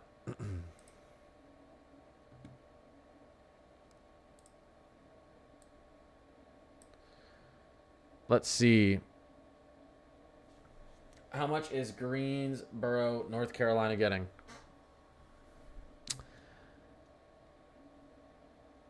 Why am I confusing that with... There's so many Greensboros. Yeah, so that's you're up near... Actually, I thought you guys were closer to Durham. You're not really that close to Durham. I mean, it's on the map right in front of you, though. I would trust that. I would trust this model right now. I'd be careful. I'd be careful in this area. But there's a lot of model consensus, I would tell you guys right now. There's a lot of model consensus on this. There's not a ton on the snow that's to the south and to the east of that line. Except for on the HRRR and Euro. And those are a good 2 models to agree. When those 2 models agree, they have a good algorithm. They're picking up on something. So I do think this is possible out here. So you'd be thinking like 3 inches Greensboro. Crystal Brandon, JLC, Bluey, Addison. Thank you guys. Thank you. And thank you to anyone who's followed or subbed. Thank you guys. JLC with the roses. Thank you. Tyler, Texas. Don't know where that is. You guys listen, I don't have the time to look up every single small city. So, because then I would never be able to answer anyone's questions. How bad will Boone, North Carolina be? I don't think it's going to be bad. I don't expect too much severe weather, But Boone could get listen, Boone, I would say on the low end is going to get 4 inches. Boone could see. There's models that want to project 7 to 8. I don't think that's unrealistic. You know, mountains help to really amplify your snowstorms. You get lift caused by the mountains. You get air that pushes into the mountains, and that air is forced up by the mountains. So you don't need that extra lift from the low, and then you can really get some snow falling. Ricky, let me extend this out. Bobby, 1 with the Galaxy. Shout out to you. Thank you, man. Eric Clutch, I appreciate you. JLC. Amanda, thank you guys. Any chance that the old GFS models come true for Philly, bringing big snow? No. The reason why we wouldn't see like a run 4 or 5 GFSs ago that wanted a big nor'easter is because we've come far enough to where the northern piece of energy is not as far south as it should have been right now. So there's no way. You would have to go back in time, and that northern piece of energy would have to dive, and it's out of place. Ricky, Bobby, appreciate you. The boot heel of Missouri. Oh, is that what they call it? Oh, I've never noticed that. It literally is a boot heel. You know what I've always looked at it as? And I know you guys have seen this. Please tell me you guys have seen this. Here's the chef hat. I know you guys have all seen this. Here's the nose and the mouth. Okay, so here's your eye. There's your mouth. Here's your shirt. Okay, which is Missouri. Here's your pants, which is Arkansas. Here's your foot, which is Louisiana. And guess where the fried chicken is? Kentucky is the fried chicken. Literally. That's Minnesota shape. This is literally Iowa shaped. Missouri, Arkansas, Louisiana, and Kentucky fried chicken, of course. That's how I... Listen, I know all my states, but like if I'm like... Forget where I am for a second. I'm like, oh yeah, the fried chicken. That's Kentucky. Like, oh, the chef hat. I love that. That's the best. Okay. Hey Connor, what's going on, Gracie? Definitely late tonight to the stream, but sorry, I can't talk. Glad to be here now. When you get a chance, where's South Carolina and Georgia looking like so far? Yeah, Gracie. The Euro and HRRR have trended to the south and east for both Georgia and South Carolina, which is great for you guys. For more snow getting into those states.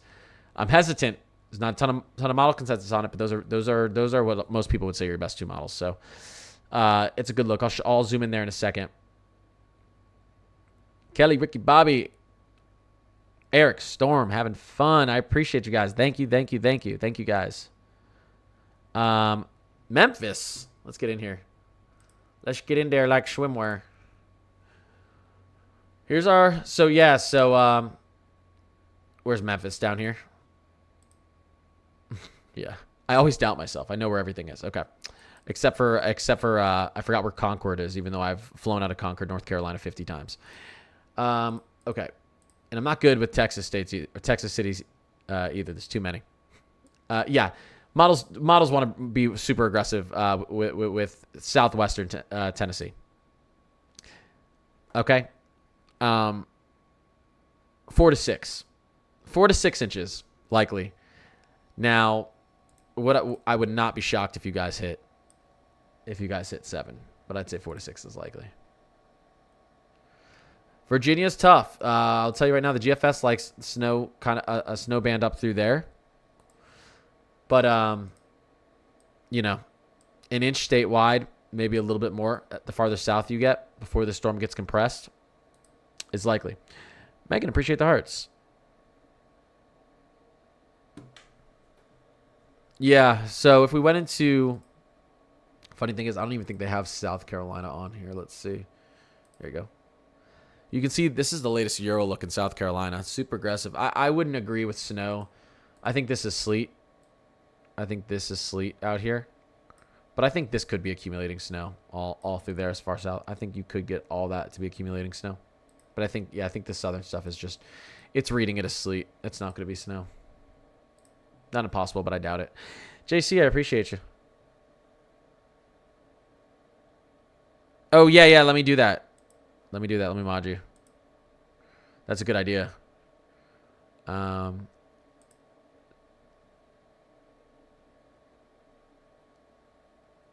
Let's see. Let me, 1 second. I got to move this over. 1 second, guys. And let me go into here.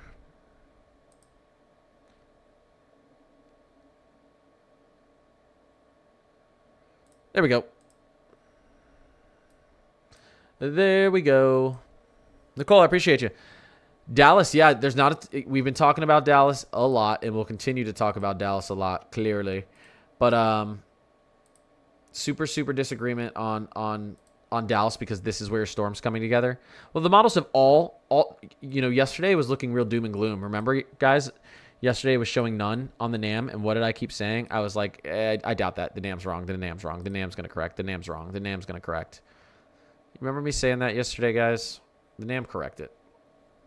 Remember? Or was it yesterday or the day before where the NAM had snow starting like right here, but it was the only model that showed that. Every single model showed snow back into Dallas. It corrected. It corrected, and every other model wants to bring snow back into Dallas now. You can see the GFS. You can see the Euro. You can see the Canadian. So you're very likely to get snow. Still a disagreement on how much snow. And that is because this is where your low pressure system coming off the Gulf and your cold surface air is converging. So a bunch of very unstable lift and atmospheric stuff is going to happen through here. And it's very complicated. And the models are really struggling to understand where you're going to get the most lift, how much cold surface air is going to be depleted with that lift. And so it's a little bit disagreeing with where the snow actually starts down here.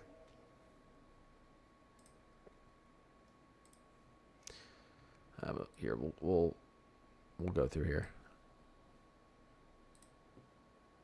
So the storm next week, will there be a nor'easter next week? The one that's like 200 something hours out. I mean, very well could be. It's just too far. Shauna, Susie Snow.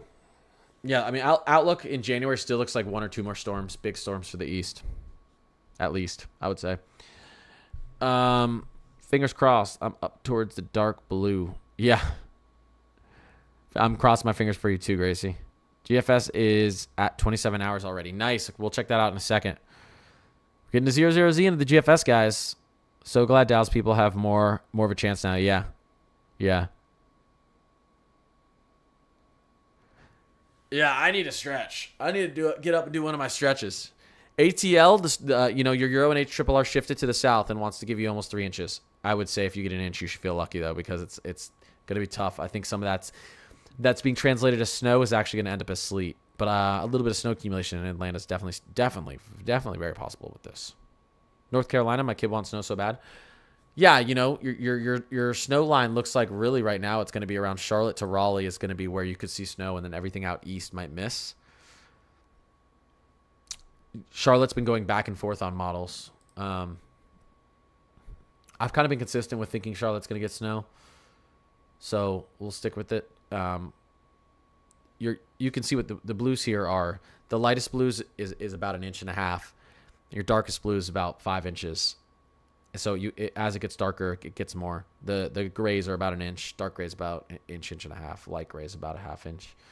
So if you were to like draw a line through this, this would be 0.5 inch to 1 inch, 2 inches, 3 inches, 4 inches, 5 inches, 6 inches, 7, 8, 9, and then like 10 when you get to the white. It's just a color gradient for the snow. So glad. Yep, read that. I really hope all of you snow fans out there get more than expected. Sorry, my chat box for YouTube on my screen is so small, and I don't have my glasses on because they reflect the computer screen. I feel like it's distracting. Jules and Paula, I appreciate you guys. Thank you. Thank you, guys. Thank you for any of the subs and follows, too, guys. I really appreciate everyone in here and everyone engaging. What about Ohio? Yeah, Ohio's going to get snow, but it doesn't really have a ton to do with this system. A little bit. This system's throwing a little snow up there, but we have another low pressure here that's bringing some snow into the, you've got a low set up to the north, a low set up down here, and they're funneling snow. They're creating a kind of atmosphere through here for some lift and for some good snowy weather. Nothing super intense. big. This is weirdly like an Ohio Clipper. I know, crossing our fingers for Philly. I know. We'll see what the GFS likes here. You know, we're going to get snow falling up in Philly. You know, how much is going to stick? It's going to be very light snow falling, so. But you can get some interesting bands set up with these. Is Memphis to Tennessee cooked?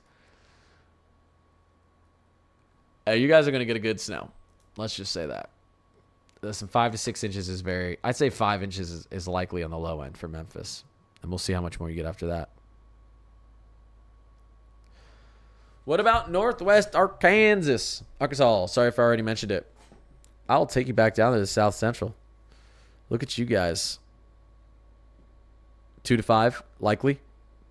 Did you say Northwest or Northeast? I'd say 2 to 4 northwest, 2 to 5 northeast. Central PA, yeah, this isn't really our storm up there. Up in PA, you guys are gonna have a low here that's gonna be rotating like this, bringing some snow through here. We're gonna have our low down here that's gonna be rotating like this. So we're gonna get some spin up, some lift through this region. That's gonna put some snow down there, but it's not gonna be really associated with our main snow system down here. Mesomet, what's going on? Appreciate you. Shout out to Mesomet. Guys, I'm going to be setting up some dual streams with him here going forward. I think we're going to be talking on Saturday. MESOMATT, if you want to go show him some love and a follow. He does this full time. And he knows what he's talking about. So he's also who's helped me get some moderators in my streams to make my streams go a lot smoother. So the whole team's awesome, the Meso team. But yeah, we'll see. But we're going to figure out something for us to do dual streams every now and then. So that should be fun. Chrissy, Chosen One, Harry, Nicole, Mom to Boys, what's going on? Paula, Jules, I appreciate you guys. Let me see here. Traveling from Dallas-Fort Worth to Southwest Arkansas tomorrow. Leaving around 3 p.m. Do you think the roads will be icy? Ooh, that's a very interesting time for you to leave. Let's go switch over to here and look at an HRRR model. Oops, that's not what I meant to do. Let's go over here real quick and take a look at what's going on. So, Dallas to Southwest Arkansas. Here, let's zoom in. Let's see if we can get it with our O2Z. Kind of. Here's what when the weather starts to deteriorate in Dallas. A guesstimate, maybe about 10 hours from now, when you could see some sleet, some rain falling. Okay, so we'll say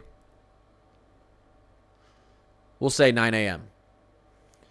And then it really is deteriorated, you know, as we push out about 16. So it really is deteriorating as we get into 3 or 2 to 4 p.m. tomorrow. These are really rough roads. You're gonna have travel's gonna be difficult by that time. So you know, if you're gonna do it, you should do it early, and then you'll be fine. That's what I would say. Most of Tennessee under a winter storm watch. Yeah, you guys can see on my Radar Omega. If you're on YouTube, it's in the middle on the left side over there. Or sorry, if you're on YouTube, it's right there, right below me. And also on TikTok, way down there at the bottom. Yeah, you could see all our watches and warnings we got out here. Expecting major winter impacts, basically all the way down from. I mean, we'll call it the Dallas-Fort Worth area, up through northeastern portions of northeastern Texas, most of southern and central Arkansas, and then moderate impacts, northern Georgia, northwestern South Carolina, western North Carolina. Now these are going to extend out, I think, a little bit. These are going to extend out a little bit. Northern Alabama, northern Mississippi, almost all of Tennessee, almost all of Arkansas. We've got a lot of winter weather impacts coming through, or potential winter weather impacts through Oklahoma. And then extreme impacts, you can see where these are, and this is likely associated with some with some possible ice. So you can see here through Arkansas, El Dorado, Magnolia. You've got Spring Hill, Louisiana, and then down through Marshall, kind of Longview towards Tyler area. We could see some we could see some ice forming there. I think we're going to get the extreme winter impacts in a section out here in the Carolinas and then possibly through Atlanta as we move forward in time. As I think we're going to get a good ice sector there as well. Someone did say they got snow in Kentucky today, and I was like, what the heck? And I guess, what is going on with this thing? Mezzo, did you see that? Chris and Mary, I appreciate you guys. We just got some little... This is just... I don't know what you know what, guys? Usually I have an answer for everything. I don't know what the heck these little snow events are coming from right now. I mean, we could go look at the map and figure out. Sometimes that's what happens in winter. You just get a little low pressure, that kind of little piece of energy that forms somewhere and can dump a little bit of snow. That's very interesting.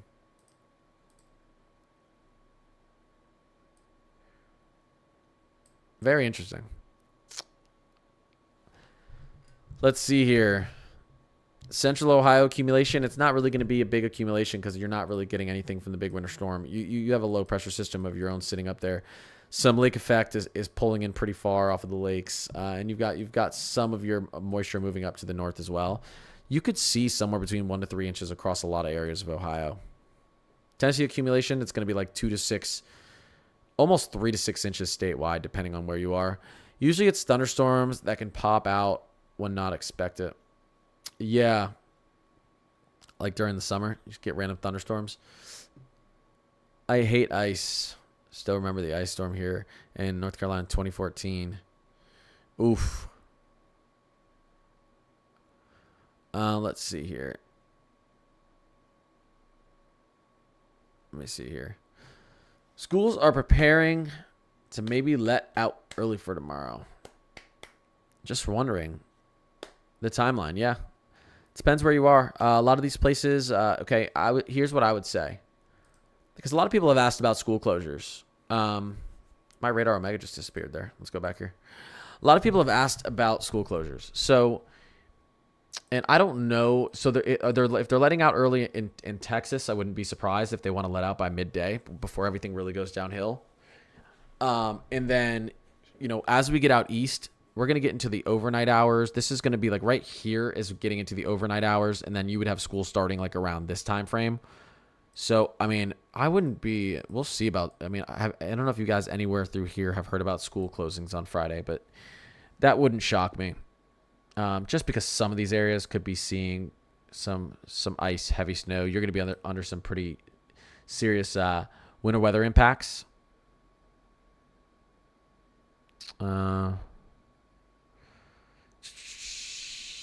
Let's see here. Thundersnow possible for Dallas, Fort Worth. I don't think you're going to get thundersnow in Dallas, Fort Worth. Not impossible, but I don't think you're going to get it.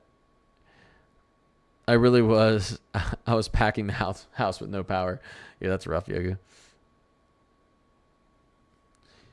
Someone asked about Utah. What's going on in Utah? Well, you got a little ridging out there. A little dry as we move forward in time. We got another secondary trough in here. This is going to be digging down, bringing more cold. You're going to have a slight little warm up after the system moves out. But we're talking minor down in the south. Minor. You're going to be pretty cold. And then immediately back to dropping down to below average temperatures as we push into Monday. Now, you could get some snow through the mountains, some okay snow through the mountains as that trough pushes down. The Euro's not really showing anything, but we'll see if we get a little bit of snow down here on that gradient. Let me go into, I want to show you guys. The GFS is loading. Let's see what's going on with the GFS. Let's see what's going on with our latest GFS. And to our 00Z. We like our 00Z. Okay.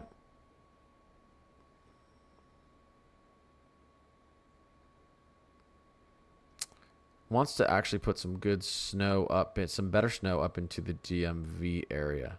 We can take a look at what this latest GFS is translating to. Snowfall-wise. There you go. Yeah, the GFS doesn't like snow in Charlotte at all. It didn't like it on the last one, though, and the Euro and HRRR still do. The Euro doesn't really want snow in Atlanta. I mean, sorry, not the Euro. The GFS, the latest GFS. it's doing a bunch of this blotchy weird stuff. I don't know. The GFS is looking a little bit weird now. It does like a little bit of snow though through places like Baltimore and DC, and actually a decent amount more into central and southern Virginia. Still agreeing Tennessee, Arkansas, southeastern Oklahoma, and potentially down to Dallas. This is kind of like your big target area for snow. Pretty similar to the Euro on that. Mary Beth, I appreciate you. Chris and Harry. Let's see here. Not a meteorologist, but the center of the storm is going to pull up into Kentucky, right? Nope. It's going to stay much farther south. It's going to stay center of the storm, the actual center like of the low pressure is going to stay much farther south. Now, notice, guys, your latest GFS 00Z doesn't do the super wonky thing of taking the low pressure system into Tennessee, like I said. You see that thing that the NAM was seeing. It takes it up a tiny bit, but it's still keeping it to the south of Tennessee, meaning it really doesn't want to put any big rain into Knoxville, like your guys' local news station was saying. Not impossible. I think that's just a wacky look. So, you know, the NAM, as we were watching it earlier, wants to pull that low and bring it really far up to the north, and then disappear it and do all sorts of wonky things. You know, most other models don't see it happening like that. We have our latest Canadian loading in too, actually. Not that we're going to put much stock in the Canadian, but we'll look at it. We will look at it. 1 second. Let's see the O2Z. Okay.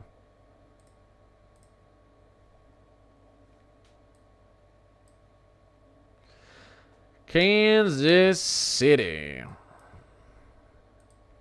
Kansas City. Oops, that's not where I want it to go. Your latest Euro does like an inch or two. I can see it.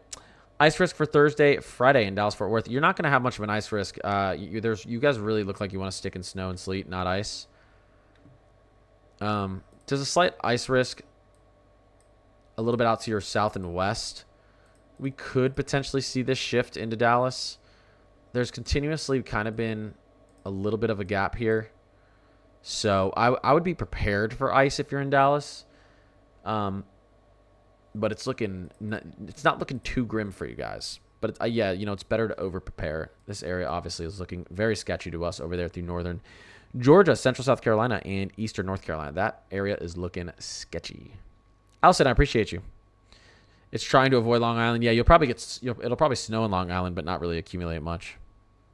We're going to have a lot of snow showers moving through coastal New England and mid-Atlantic, but they're going to be very light. North Pittsburgh, PA. I guess so. Oops. That's where we want to be.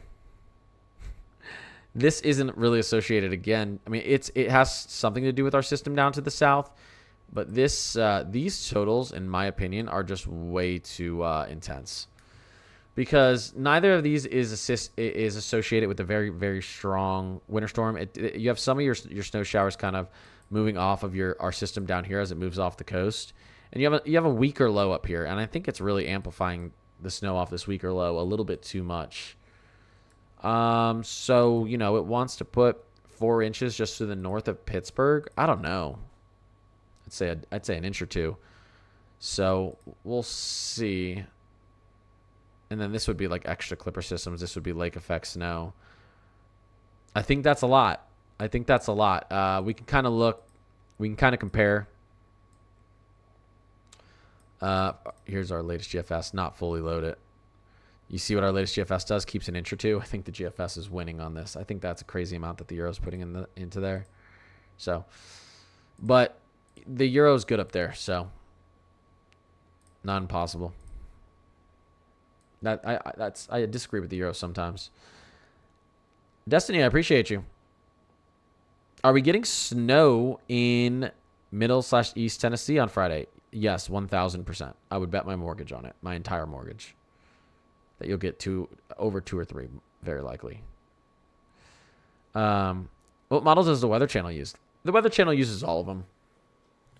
The Weather Channel does what I do, or any other person who understands the models does, and they know the strengths and weaknesses of certain models, and they try to take a consensus. They look for a consensus. They look for an average.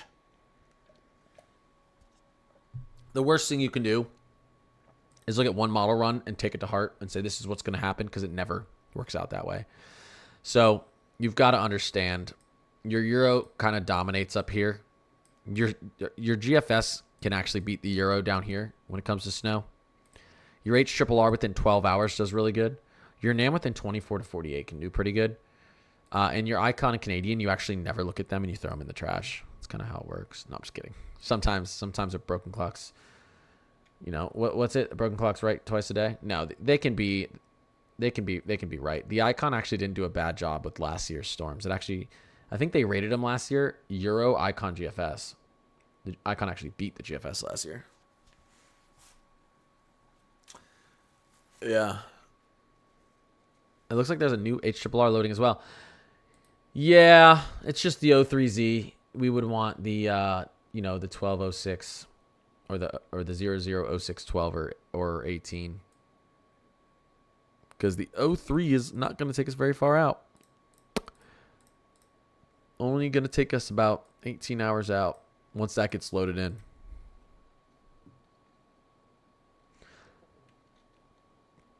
Pittsburgh. Where the heck is Pittsburgh, North Carolina? I thought you were trying to say Pittsburgh. Like, you spelled that wrong, brother. You guys are very close to the snow line. You would really hope that the Euro was right, because every other model wants to completely screw you on snow. The Euro and HRRR want to give you a chance at an inch or two. So I would say no more than dusting to a half inch. But it's not impossible that you get more than that. But that would be my best guesstimate for you guys. But we can take a look. I mean, you can see the Euro does want to get that snow pretty far over. So I expect this Euro line to shift ever so slightly to the west, not really much. That's why I think people at Pittsburgh might be disappointed. Haggy Elizabeth Anders. I don't want to give people bad news. I only want to give people good news. And I have to sit here and give so many people bad news. Max snowfall in central Jersey, I'd say 3 inches. I'd say there's a chance you get a weird band that sets up. But that's like max. You're really lucky if you were to see something like that happen. PPDLD. Appreciate you. Anders, thank you guys. What model do you like the most? Yeah, well, hurricane season, and I love me some hurricane season and summertime. I love me some GFS. Yeah, subtropics and tropics, I love me some GFS, and warm weather, I love me GFS. Cold weather, I love me some Euro. Yeah. Let me see here. Cincinnati, Ohio. Yeah, most models have you guys getting 1 to 3. That's realistic. Bo, I appreciate that. I think I missed it. Gosh dang it. Elizabeth, thank you. Is Northwest Ohio snowfall forecast still variable? Yeah, well, Northwest Ohio has like almost nothing to do with this snowstorm to the south. You guys have some weird lake effect stuff happening up there that's dragging over your state. So we have another kind of low pressure system up here. Here's our trough. Got another low associated with that wants to bring a little bit of snow, and you can see these things linking up and funneling some snow through the area. You could get some bands of heavy snow up there. Again, you could see a surprise snow somewhere in this corridor where you see heavier snow bands. Not impossible. So you could get a nice accumulation in that corridor right there. The Euro wants to shift that snow and keep it amplified farther out to the east, which is funny because this is what the GFS wanted to do before, and now the Euro sees it. So that's why I said the Euro did start to. So the Euro, this later, and the Euro has it tilting too. Look, the Euro has this getting down to a 994 millibar low. So it kind of, the Euro actually, the GFS and the Euro kind of made an agreement, and the average of the two happened, which I told you happens all the time. Because the Euro originally was just flattening off the coast at like 1,000 millibars or 1,005, and the GFS was going up the coast here at like 980, and now you have kind of a 998, 994 Euro splitting the two models. Classic weather forecasting. Ay. Any snow in Washington State? Not much on the way. You can see high elevation, but that's going to be rain down in low elevation. You guys are drying up for a little bit. This is our temperature forecast through January 18th. Pretty cold everywhere except for parts of the northern plains, but that's not too hot. That's around average. And then check it. I mean, look at this. This is as we move into January 22nd. So this would be your time frame, the 16th to the 22nd. Below average temperatures for the entire country in the coldest week of the year. And you know what's also happening around that time? Above average precip for a lot of people. In chat, what happens when you get below average temperatures and above average precip? I'll give you a hint. It rhymes with toe. Yes, Cricket. Snow, snow, snow. That's what I'm telling you guys. Anyone who's worried about, we're not getting snow from this system.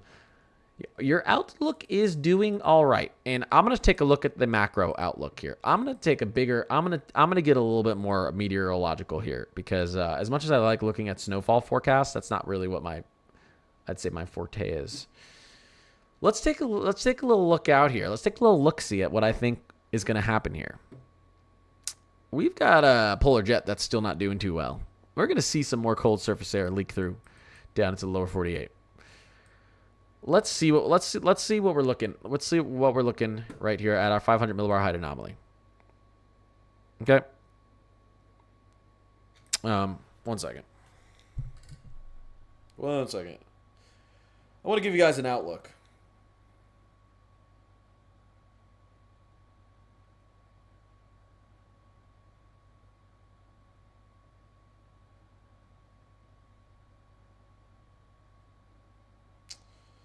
Okay. All right.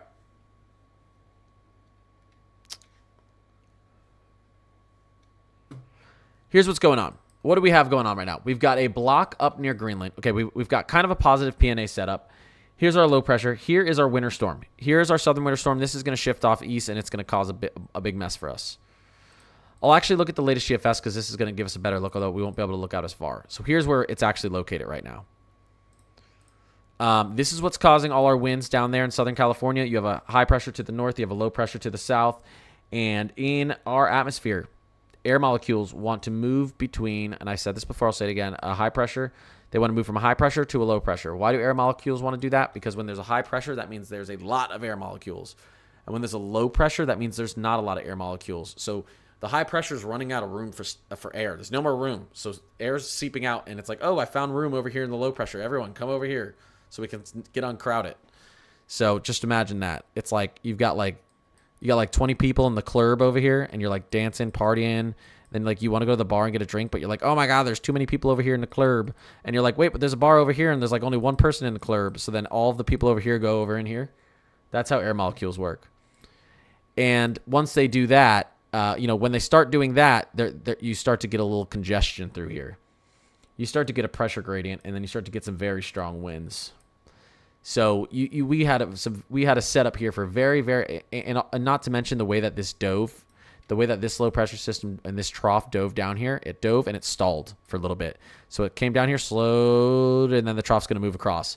So we had this pressure gradient sticking around here for a little bit. Teach anatomy. That was the best language for me. Thanks. No problem, Brianna. That's actually good language. That makes me understand it better too. So this stuck around. So we had some very, very strong winds building that should not have been building that much. And so that's why the National Weather Service saw winds gusts of over 100 miles per hour in parts of SoCal in the LA basin. So, well, the LA Valley. So this is going to move off here to the east, though. So now that this low pressure system is done setting Southern California on fire, very unfortunate. There's actually been, I don't want to make it too much of a joke. There's lots of property and life loss out there. It's terrible. But it's just ironic that it's literally setting a state on fire, then it's moving across the country, and it's going to drop a bunch of snow over here. It's a really interesting system. So that's what's going on right there. We have a positive PNA out there. Watch as this system moves to the east. We're going to get another system forming right after it. Associate this with storminess and cold air. Associate the blue with storminess and cold air, and associate the red with a high pressure and dry conditions. Why? Because when you have a high pressure, there's a ton of air molecules being forced down on the ground because you have converging airs up at the tropopause, forcing air down, and you can't get any lift for any storms.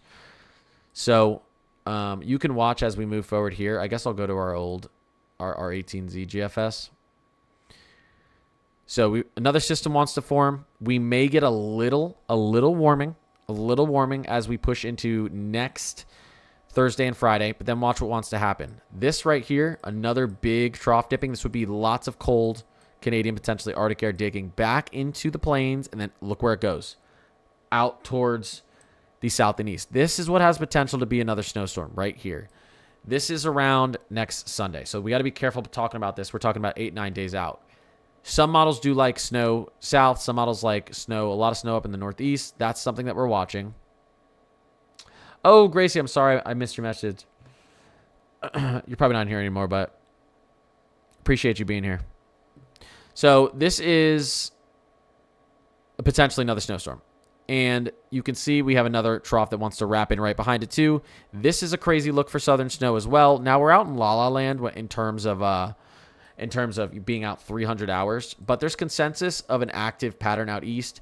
And that does, you can see this type of outlook based on, if you think you're going to hold a negative NAO out here, which is a negative Arctic oscillation. We can take a really quick look, and we can dig it really quickly I'm going to nerd out for a second. We're going to look at our teleconnections real quick.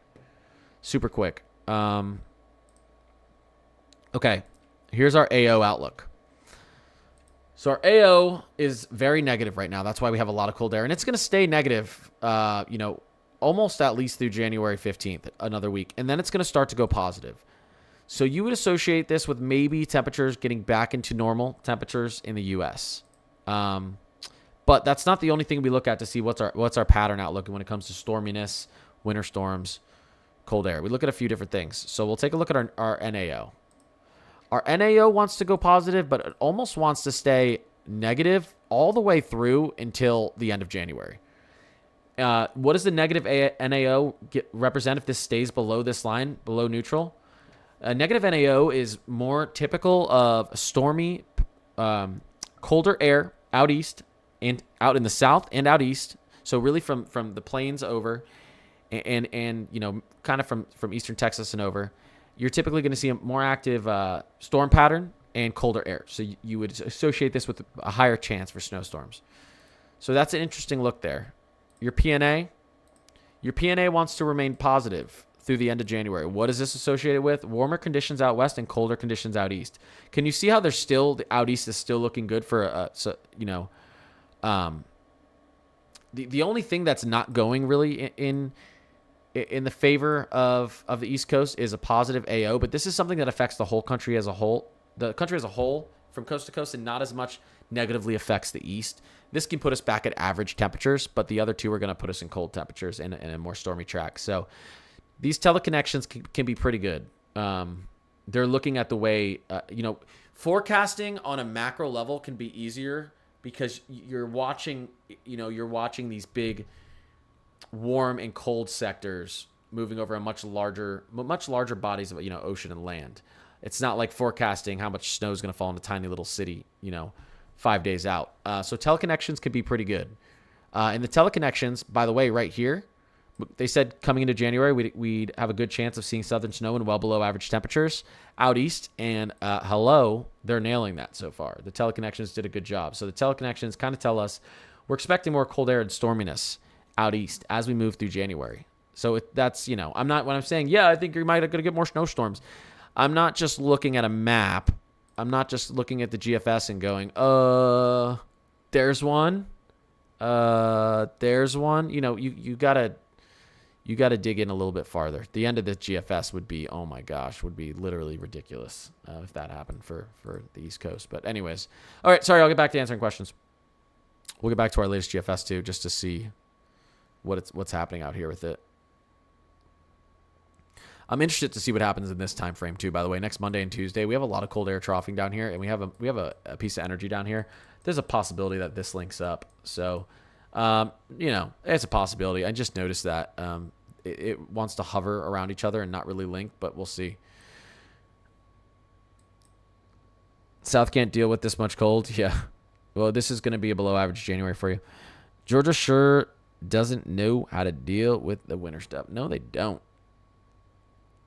2 to 3 inches, a stretch for Lubbock. No, I don't think so. I think that's your high end.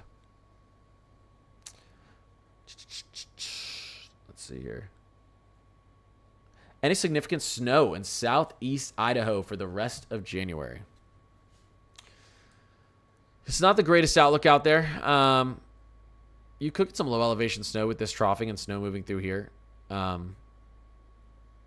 going to be a little bit of snow up there. And then you dry out for a while. We can kind of take a look just moving forward. You can see here over the next kind of 5 days, Climate Prediction Center wants you to stay dry. And then it wants you to start getting back to average as we get near the 22nd. I've been talking about this for a while. I think maybe as we get into the last week of January and early February that we do finally see above average precip here again and below average temperatures. You're going to see below average temperatures at the end of January, but I think we might actually get above average precip back in that area. At least that's kind of the trend. So, as we get late into January. TN, I missed a bunch. Nanny Seftis, Maggie, TNB, Cass, Maggie Moo. I appreciate you guys. Let me see here.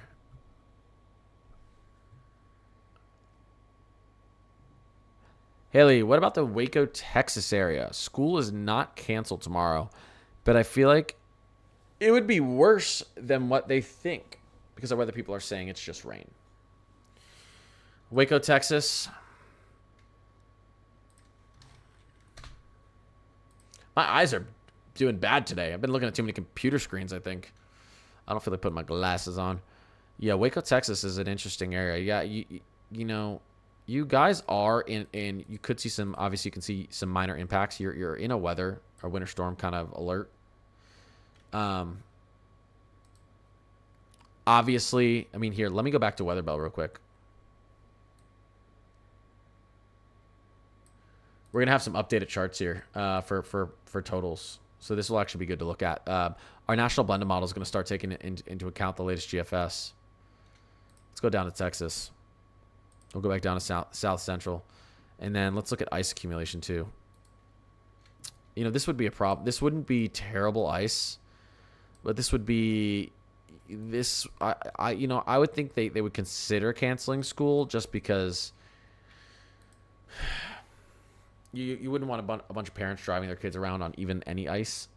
So it's a judgment call by county. I wouldn't be surprised if some people closed. I wouldn't be surprised if some people stayed open.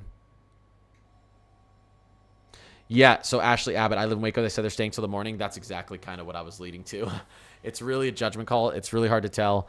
It doesn't look like crazy dangerous type of event, but there's potential as these HRRRs come out. There's potential where if you overperform a little bit on ice and some of this precipitation starts forming a little bit farther to the southwest, that you end up in a messy situation you didn't think you were gonna.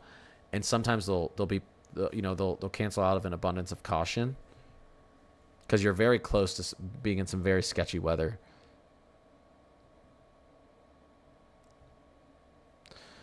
Crazy how Texas getting snow and Los Angeles in Los Angeles and an apocalypse at the same time. Yeah, it's the same exact system. Yeah, we were talking about that. It's the same exact system that's causing these wildfires over in California. Is the same exact system that's going to bring snow to us in the southeast. So it's this low right here. It's this trough down here in the southwest. So this trough dug down to the southwest and kind of stalled, and then it's going to shoot off to the northeast. Now installing, we had a high pressure set up to the north. I just talked about this, but for anyone who wasn't in here, so you got your low, you got your high pressure up here, and you got a really strong pressure gradient in between it, and you have a low that's not moving very quickly. So you were able to build up a lot of wind in here. Pressure gradient is where your wind comes from, and that's why we saw some wind gusts approach 100 miles per hour through parts of SoCal up near LA. National Weather Service recorded it. And when you're in an extreme drought, you have all that friction and all that wind. That's a recipe for forest fires or for wildfires. Wildfire season is October to November down in SoCal. Not right now. You typically don't see them. Big outbreak like you do right now. But it's terrible. Over 1.5 million people without power. I think there's already been like 10 lives lost.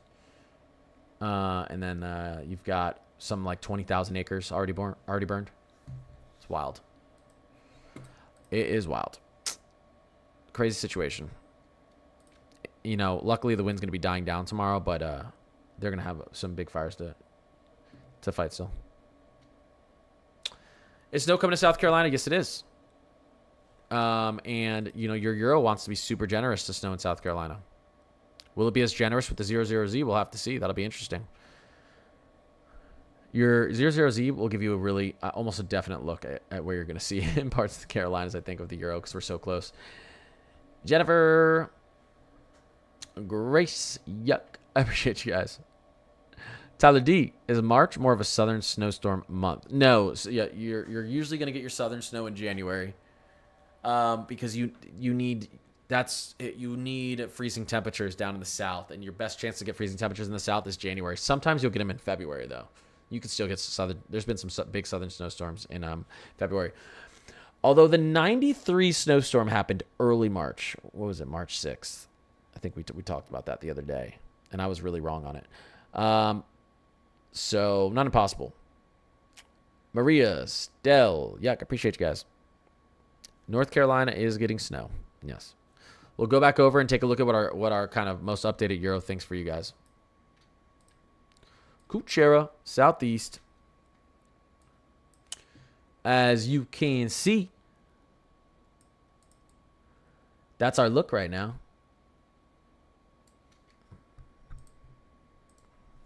There you go.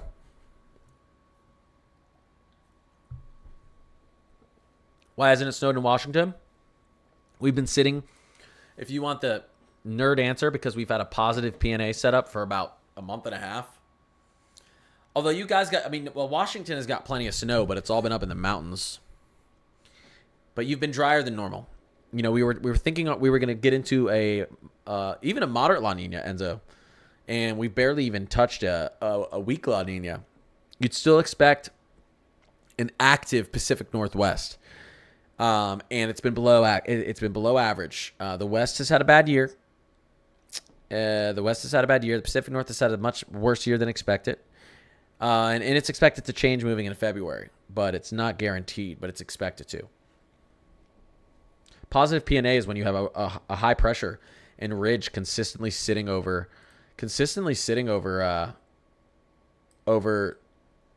kind of the west. So here's your problem. Our jet stream almost through December and January has looked something like this. Okay, that means your upper level winds are I don't know why I have an arrow over there. The winds are moving this way. Your upper level winds, okay, are moving like this. In general, we've had a look kind of like this. Why is this bad for the West?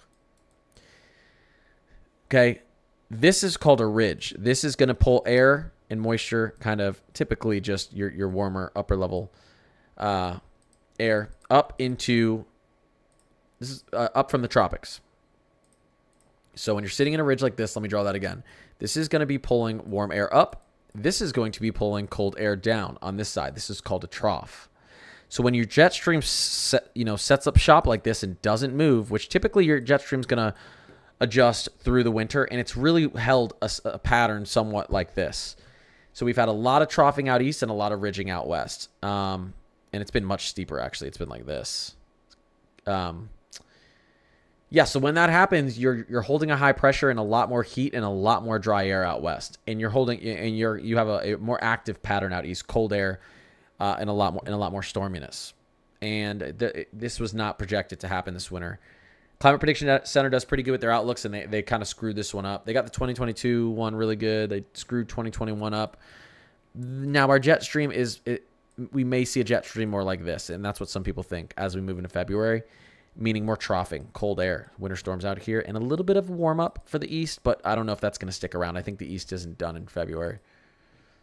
But yeah, it's been a tough look for you out west. The jet stream has been screwing you guys out there. Tell me about it. Really quickly, on our latest GFS, this is I just want to see what it's seeing as we poke our head out a little bit into the future. There we go. Into our latest OOZ. Okay, it still sees this kind of trough with the snowstorm with the low pressure system. The Euro sees this a little bit farther out to the west, but again, you can actually see your jet stream here still screwing the west. Here's your jet stream. Ridging, troughing, cold air and storms. Typically, this is associated with drier air and more above average temperatures. Hey, Britt, Stell, Mary, appreciate you guys. We walk outside for school to change classes. Yeah. Ooh, that's rough. It's going to be really chilly, too. What's going on in the Bay Area? What do you guys got going on out there? A little bit dry. A little bit dry, slightly above average temperatures for a while. It's actually not going to be that exciting of a time. Not at least for now. Does a low pressure being centered over Mexico make it harder to get a read since there aren't weather balloons going up in Mexico? Kind of. Our globals should be able to still read it because our globals are using satellites and satellite data. But yeah, I mean, like, we have models specific to like the US that don't get a good read on it, and then those models don't get averaged into your blend of models. And so yeah, I think we do better when storms are over our territory. But we still have plenty of technology that allows us to see, analyze this stuff via radar. So, but yeah, I'd say slightly. That was a good question. If you started this full time, would you want to go on TV or just streaming? Just streaming. Just streaming. If I did this full time, I'd probably stream 6-7 hours a day, and I'd probably post 4 or 5 videos a day. I would like to cover every region of the country every day. I would like to cover, Northeast, Southeast, South Central, Northern Plains, West, and go, and do like every day, talk about your 5-day outlook, or 5-day, 3-day forecast, week outlook, what's to come, what's happening. I literally work and have to do stuff with my son because I love my son. Can't just work all day and then get on this stuff. Work, son, all real life's happening. So I literally have only time to post 1 video a day. So I have to what's most important. My video today was talking about this snowstorm and the fires in Southern California, but there's a lot more stuff going on. We've got some significant cold air moving up here and maybe some decent snow as we move forward up into the Pacific Northwest. And we have some potential significant lake effect snow that might start amplifying here again. And I would love to get more into it. I just don't time, but hopefully soon enough. That's why I tell everyone the follows and the subs are awesome. I really appreciate that. KG, Terry, thank you guys. Is that Peyton? What's going on, Peyton? I think it is.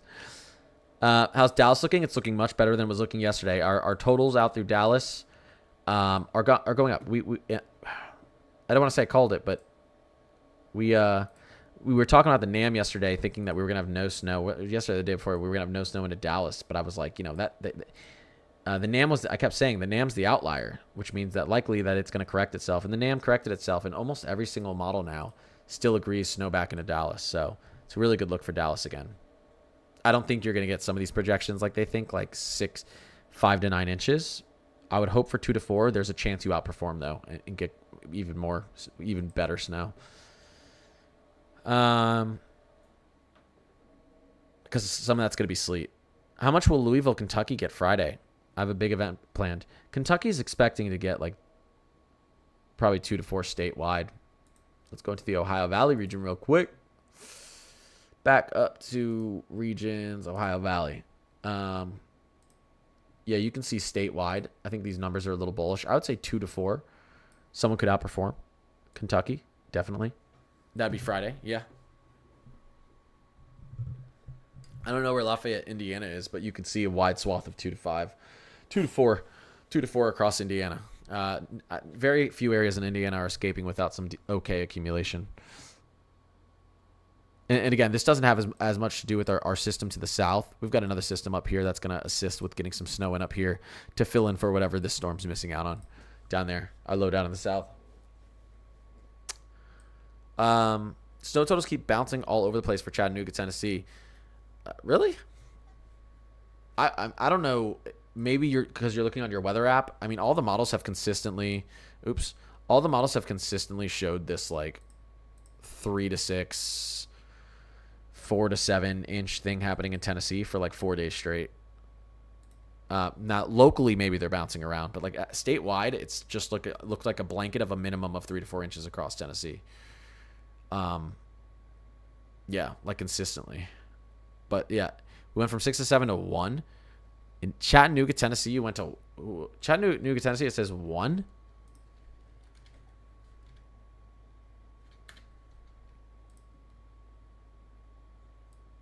Oh, you guys may be the exception because you are literally in the worst possible spot for this storm in Tennessee to get snow.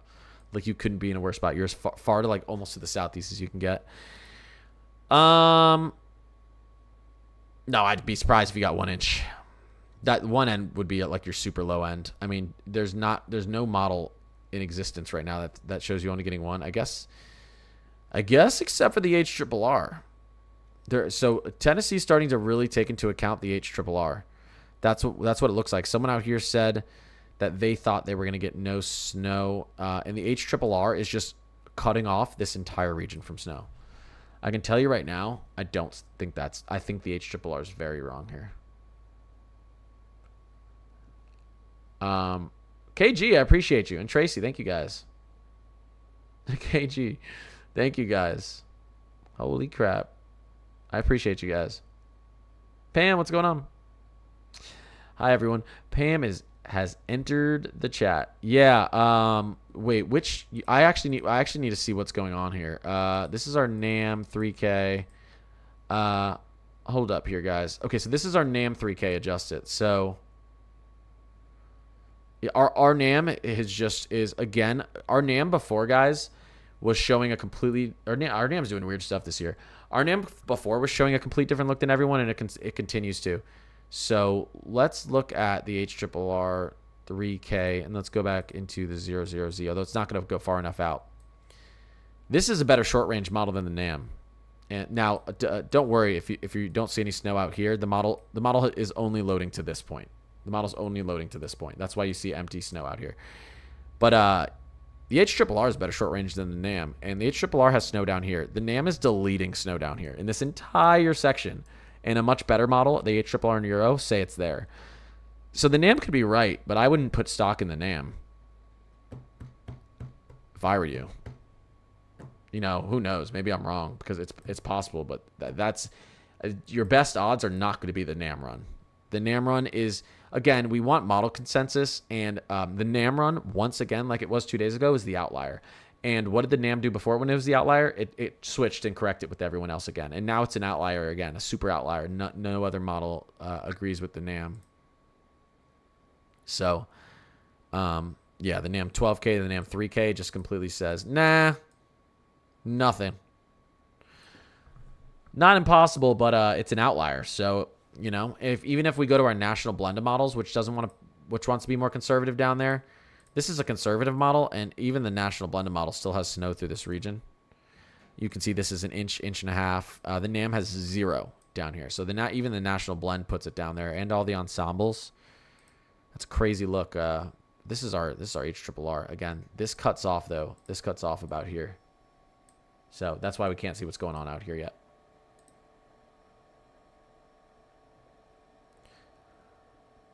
Is the red worse? I mean, the pink is almost like a, you know, the purple's like 6 inches. The pink is like a foot or more. OMG. How much more snow is Huntsville, Alabama getting? Depends how far Huntsville, Alabama is. Yeah, Huntsville, Alabama is very close to that border up there. You know, the Euro shifted more snow into Huntsville, Alabama. So did the HRRR. You know, they think you're going to get like 5 inches. I don't think you're going to get 5 inches. I think maybe 2. You could overperform, though. Haley and Hill, I appreciate you. What's up, Connor? I know you don't like to do estimates, but we're 24 hours out. How much snow is Fort Worth getting if you were a betting man in Vegas? Texas?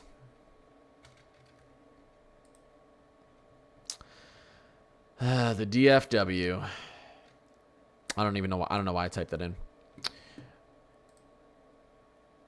Yeah, farther out to the west you are. If I were to pick my favorite model right now,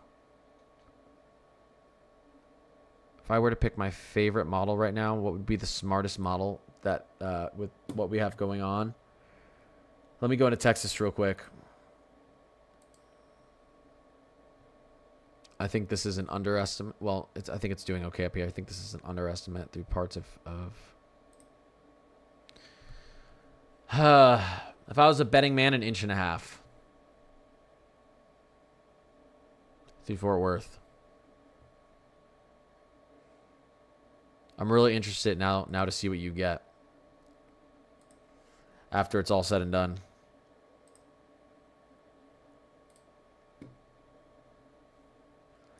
That's my honesty. Moving up a little bit more to the east and to the north, the snow totals will probably start to really shoot up. Jeff and TJ, I appreciate you guys. How much snow is Cleveland getting? Yeah, I mean, Cleveland isn't really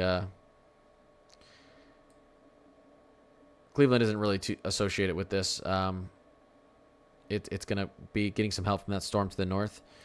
You can, I mean, again, we've been over Ohio a lot. You know, it really wants to put a blanket of 2 to 4 inches through the entire state with isolated areas of 5 to 6.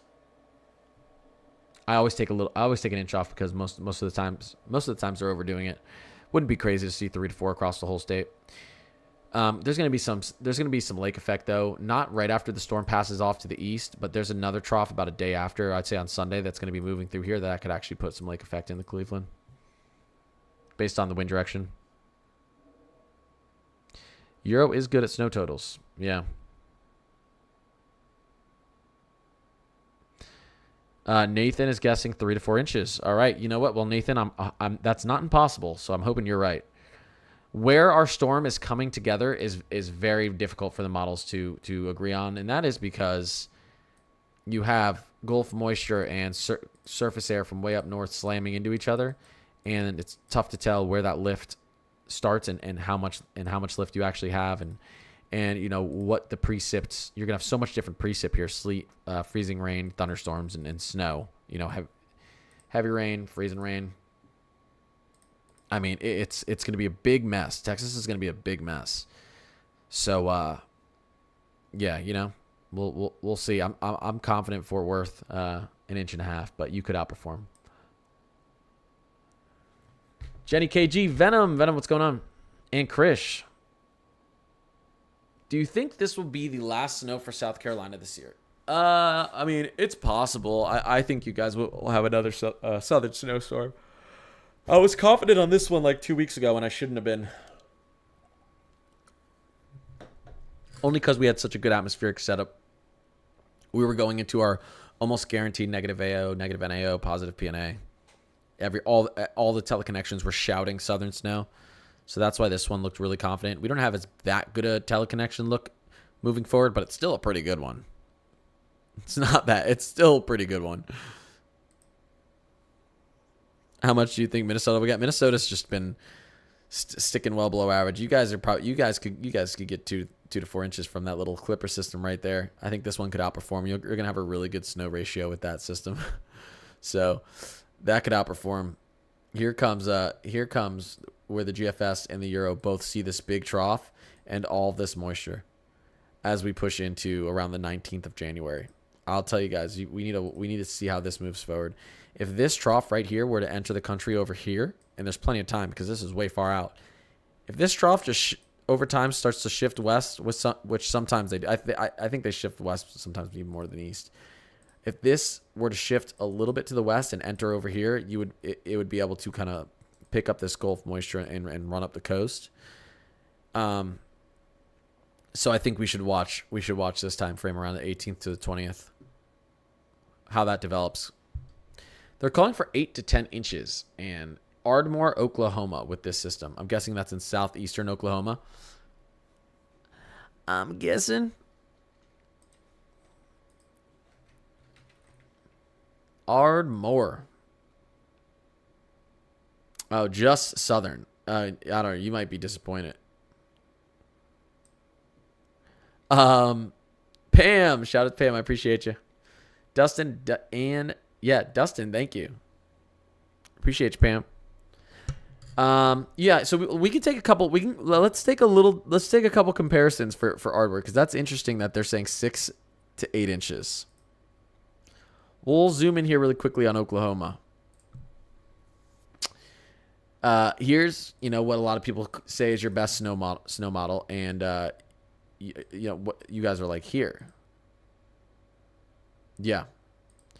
And that wants to give you 4 to 5.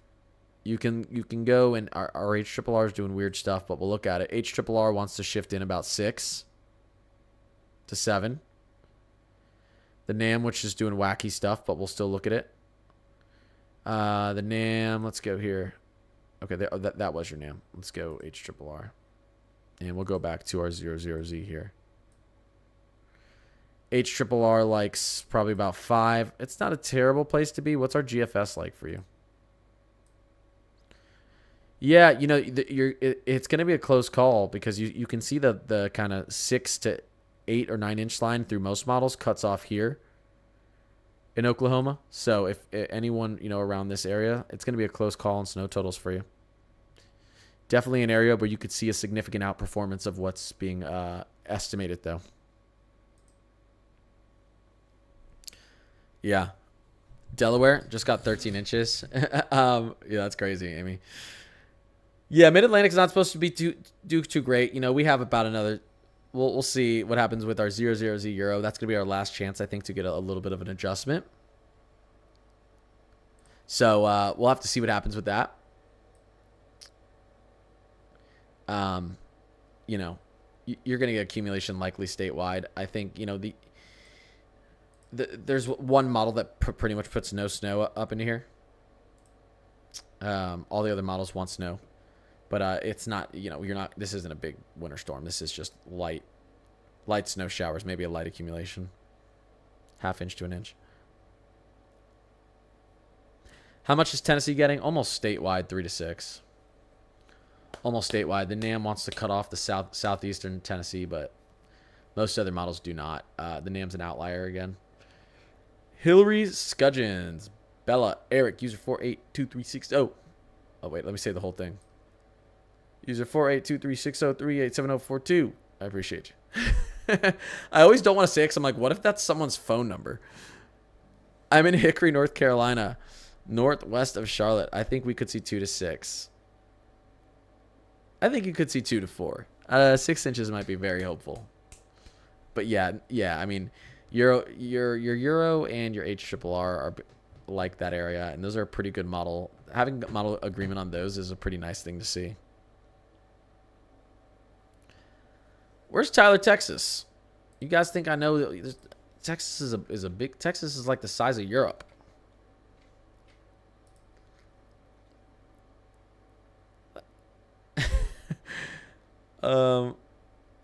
It's literally in the X of Texas. Look.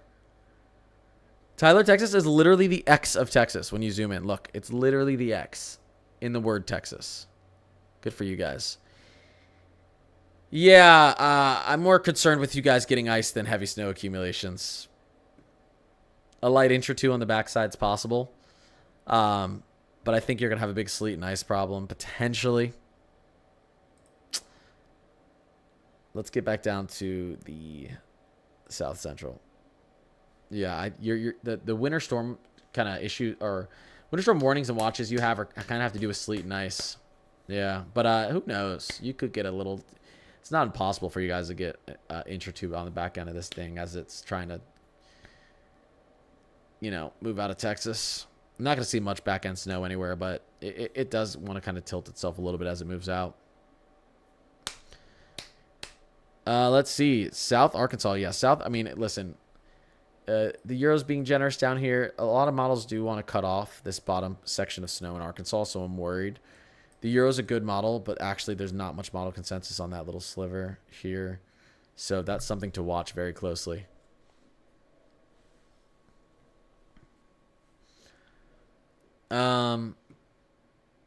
South Carolina snow. Why did it move? Well, we can look at South Carolina snow real quick. If we go to the southeast, you can see kind of the 1 inch of accumulation line plus is right here. So this portion of South Carolina.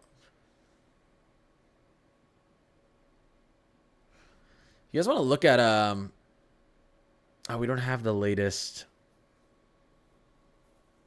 We'll take a look at our latest probability of snowfall map. Let's see here. Let us see here. Because everyone likes their probabilities. What are the odds that I see? Here's your odds. Yellow to the orange is a 50 to 90% chance of seeing an inch or more of accumulation. And your red is a 90 to 100% chance of seeing an inch or more.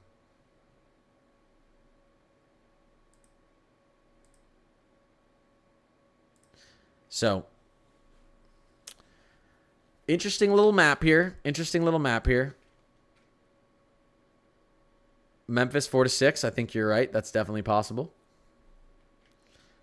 We can go back down to South Central. These are your odds of seeing an inch or more of accumulation. Anyone in any of those colors here, the Euro still gives a chance to see over an inch accumulation.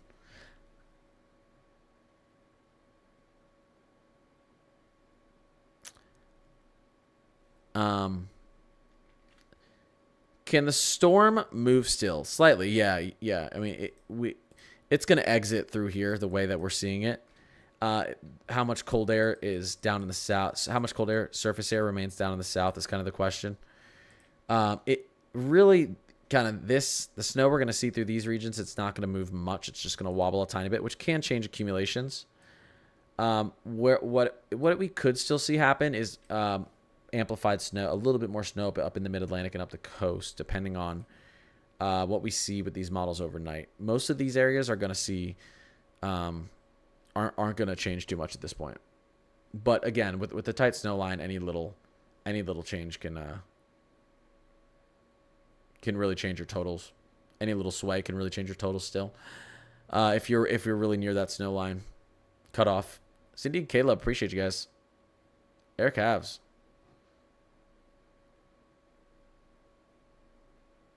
Let me see here. Houston, Texas. Is that what I saw? Yeah, Houston, Texas is going to get a big rain event. I was talking about this earlier too, guys. If you don't get snow from this system, okay? If you're not getting snow from this system, I want to show you the total quantitative precipitation. These areas down here in southern Mississippi, pretty much all of Louisiana and southeastern Texas that aren't seeing snow, that is a lot of rainfall in a short period of time. 3 to 6 inches potentially in some areas. So localized flash flooding is going to be an issue in some of these areas, I think. You can get a little sleet and ice in there. It's going to be a bad time to be on the road. I'll just say that. I've lost faith in old weatherman from Massachusetts, Rhode Island area. Yeah, tons of people we have a ton of people in here from Texas. So I'm just going to open the Texas map for you because I keep showing Texas, but then I keep getting answers, ask specific questions about Texas. Let me just once again, really quickly, just show you something here. We'll take a look at what I think are the most probable 3 outcomes. So this is, if we go back down here to Texas, because I'm getting spammed with Texas questions. I have been all stream though. Understandably, this is an event that's happening tomorrow in Texas. Here's our Euro. A lot of people would say this is the most probable outcome.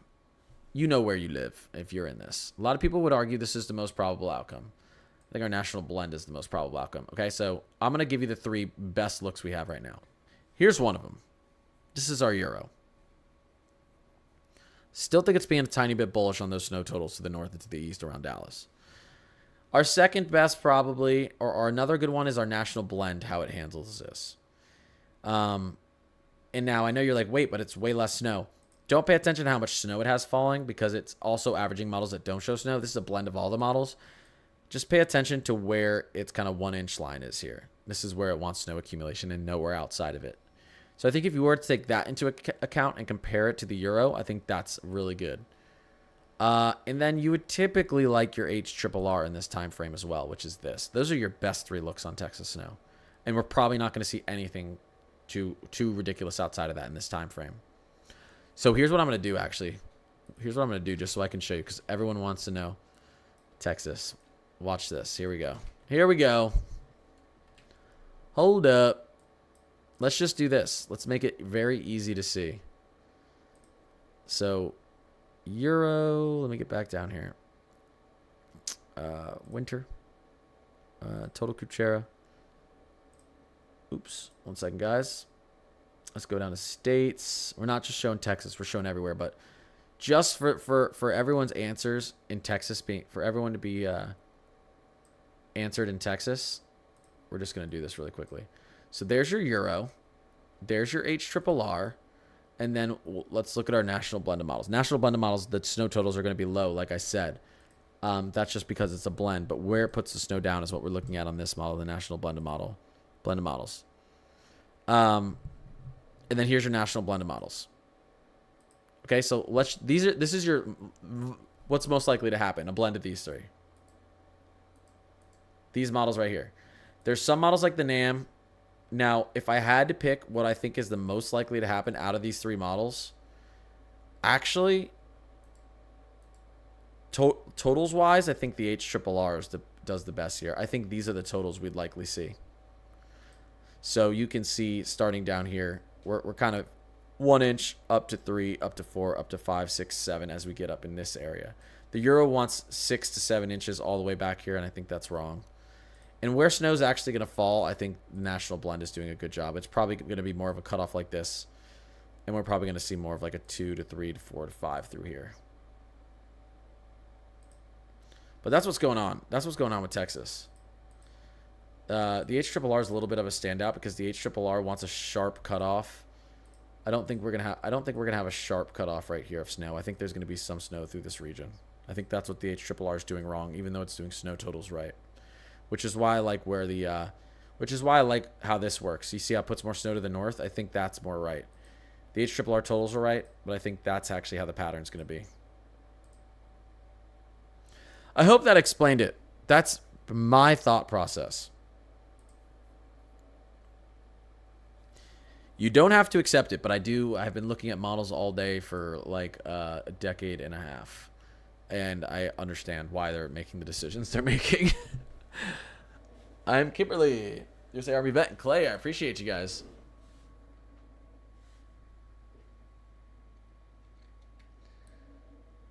Well, Louisiana's, the odds of Louisiana getting any snow are very, very low. I can tell you that. Louisiana's going to see like 2 to 4 inches of rainfall statewide, though. It's going to be messy. It is going to be messy. That is for sure.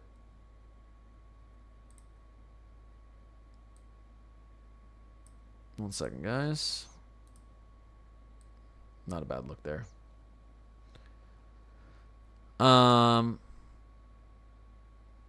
Yeah, you can see the Euro still wants somewhere between an inch to 3 in Atlanta. I'd say an inch to 2 if you're lucky from that. I don't even need to look at any more models once our 00Z comes out of the Euro tonight. I'm going to stick with it. It's close enough. So, and our HRRR, once we get to the southeast, kind of agrees with the Euro. So if we still have model consensus 00Z of the Euro and HRRR tonight, that's the look I'm sticking with. Taking it to the bank. Yeah, Philadelphia isn't expecting much. If we're super lucky, 2 inches, but we'll get some snowfall and some snow flurries, but don't expect a fun, awesome snow day. But this isn't the last snowstorm the East is going to see in January. I can almost guarantee you that. Our outlook's very good. I've been explaining that all stream, if for any of you who haven't been in here. Negative NAO. We're going to be sticking in that teleconnection, which and a positive PNA, which is a good outlook for below average temperatures out east and decent storm tracks for snow, and an active storm track.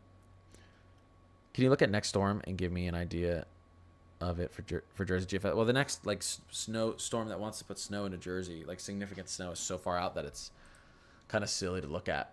We can look at what the latest GFS has loaded for shiz and giggles. I'm going to get off this in about 5 minutes, and then I'm going to go into a sub-only chat just so I can answer all my subs questions before I get off over on TikTok. So, first of all, I'm going to do this a little bit longer. I appreciate all the follows and sub, guys. Thank you, thank you, thank you, thank you. Honestly, it actually means a lot. I appreciate you guys. Let me really quickly, if you guys want to see our latest GFS here, I'll run it through the screen. We can see what this looks like. So you kind of got some snow showers moving in behind. You've got this system right here. This would be a dusting for New Jersey. This we still don't know. This could actually be a much bigger snowstorm because we're talking 150 plus hours out. This wouldn't be any sort of nor'easter or anything. This is one of your like Alberta Clipper type storms. This is where things get interesting. Now this is very far out, but the Euro and GFS both see, you know, some craziness coming on out here, right? Like a nor'easter blizzard for everyone and their grandma. We have a pattern to get something like this, but obviously you never believe a model this far out. This is La La Land, we call it. Anything past like here, this is all kind of La La Land. But we have a pattern for a storm like this, and weirdly enough, Bo, I appreciate that. You enjoy the sub only live here in a second. Thank you, Kayla, Cass, Sarah. What's going on? I appreciate you guys. The Euro surprisingly actually sees something like this a little bit farther out too. And they see it because there's a good pattern for that. So, you know, you see some snow down in the south with this too. This is a very deep trough if that were to happen as well.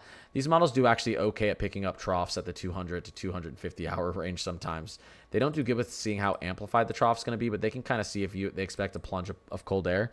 So the Euro and GFS both seeing this plunge of cold air as we push in between the 18th, 19th, especially towards the 20th.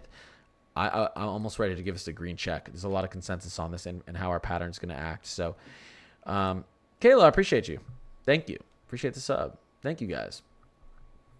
So I'll tell you that if you don't get snow from this system, you'll probably get someone's gonna be impacted by that one, and probably another one. Honestly, our outlook's just good out east, continuing to move forward. Okay. I'll lastly leave you with this before I get in my sub-only stream over on TikTok. Yeah. Down here. Dallas. Fort Worth, what's my best guess? 1 to 2. Dallas. 3 to 5. I think this does okay with this section here. I think our snow totals are a little bit high through this region. I would take these down a little bit. I'm a little bit concerned with how far south it brings snow into Mississippi and Alabama and Georgia. I'd probably shift this up, the snow line up a tiny bit and take those totals down an inch, just like that. Same with taking these totals down in North Carolina, about down an inch. I think it does an okay job with Texas. I mean, I don't think it's, I mean, these models are always going to be a tiny bit bullish, but I would say probably 4 to 6 across a lot of areas of Texas is a realistic estimate. You're going to see probably likely 1 to 3 through this entire region. I don't think you're going to see widespread 4 to 5 inches like this says. This isn't a big, this isn't a heavy snow. The only thing that's going to help some of these areas up here is you could get a good snow ratio. You could get a higher snow ratio, 10 to 1, which is I think what the Euro's seeing, meaning for every 1 inch of precipitable water that falls. God, that's the hardest word to say, guys. It turns into 10 inches of snow. So if you get a 1/4 inch of you know what would be rain to fall, then you're suddenly looking at like 2.5 inches of snow. So possible you get a high end because of a good snow ratio. The Mid-Atlantic still kind of looks screwed. Although I wouldn't be shocked to see these totals go up a tiny bit. I wouldn't be shocked to see them go up to 1 to 2, kind of matching these blues out here tomorrow. But, you know, hope for the best, expect the worst if you're up in the Mid-Atlantic. That's what I'd say. Tad Rowe. Kimber, I appreciate the sub. Thank you. Thank you, guys. Julia. Bo. Thank you, guys. I'm going to head over to my sub-only chat over on TikTok for a little bit so I can answer specific questions. It's hard when there's a lot of people in here. I love that there's a lot of people in here, but it's hard to answer everyone. And I'm sorry, guys, if I didn't have the energy today that I've had on other lives. This has been a very, very busy day, like start to the week. For me, my energy will probably be coming back here Thursday to Sunday. But I'm drained. I'm usually up 6 a.m. all the way to midnight, so not much sleep, but I'll figure it out this weekend. I'm gonna go get on. I'm gonna go hop on that TikTok sub only live for about 20 minutes. So I'll see you guys over there. Anyone who gifted, followed, engaged in here, I really appreciate you guys. Like I said, I post updates every single day on this stuff, and I stream every single night, and that's gonna continue. All right, guys. Everyone, have a good night, and hopefully I see you guys tomorrow or over in the sub only stream.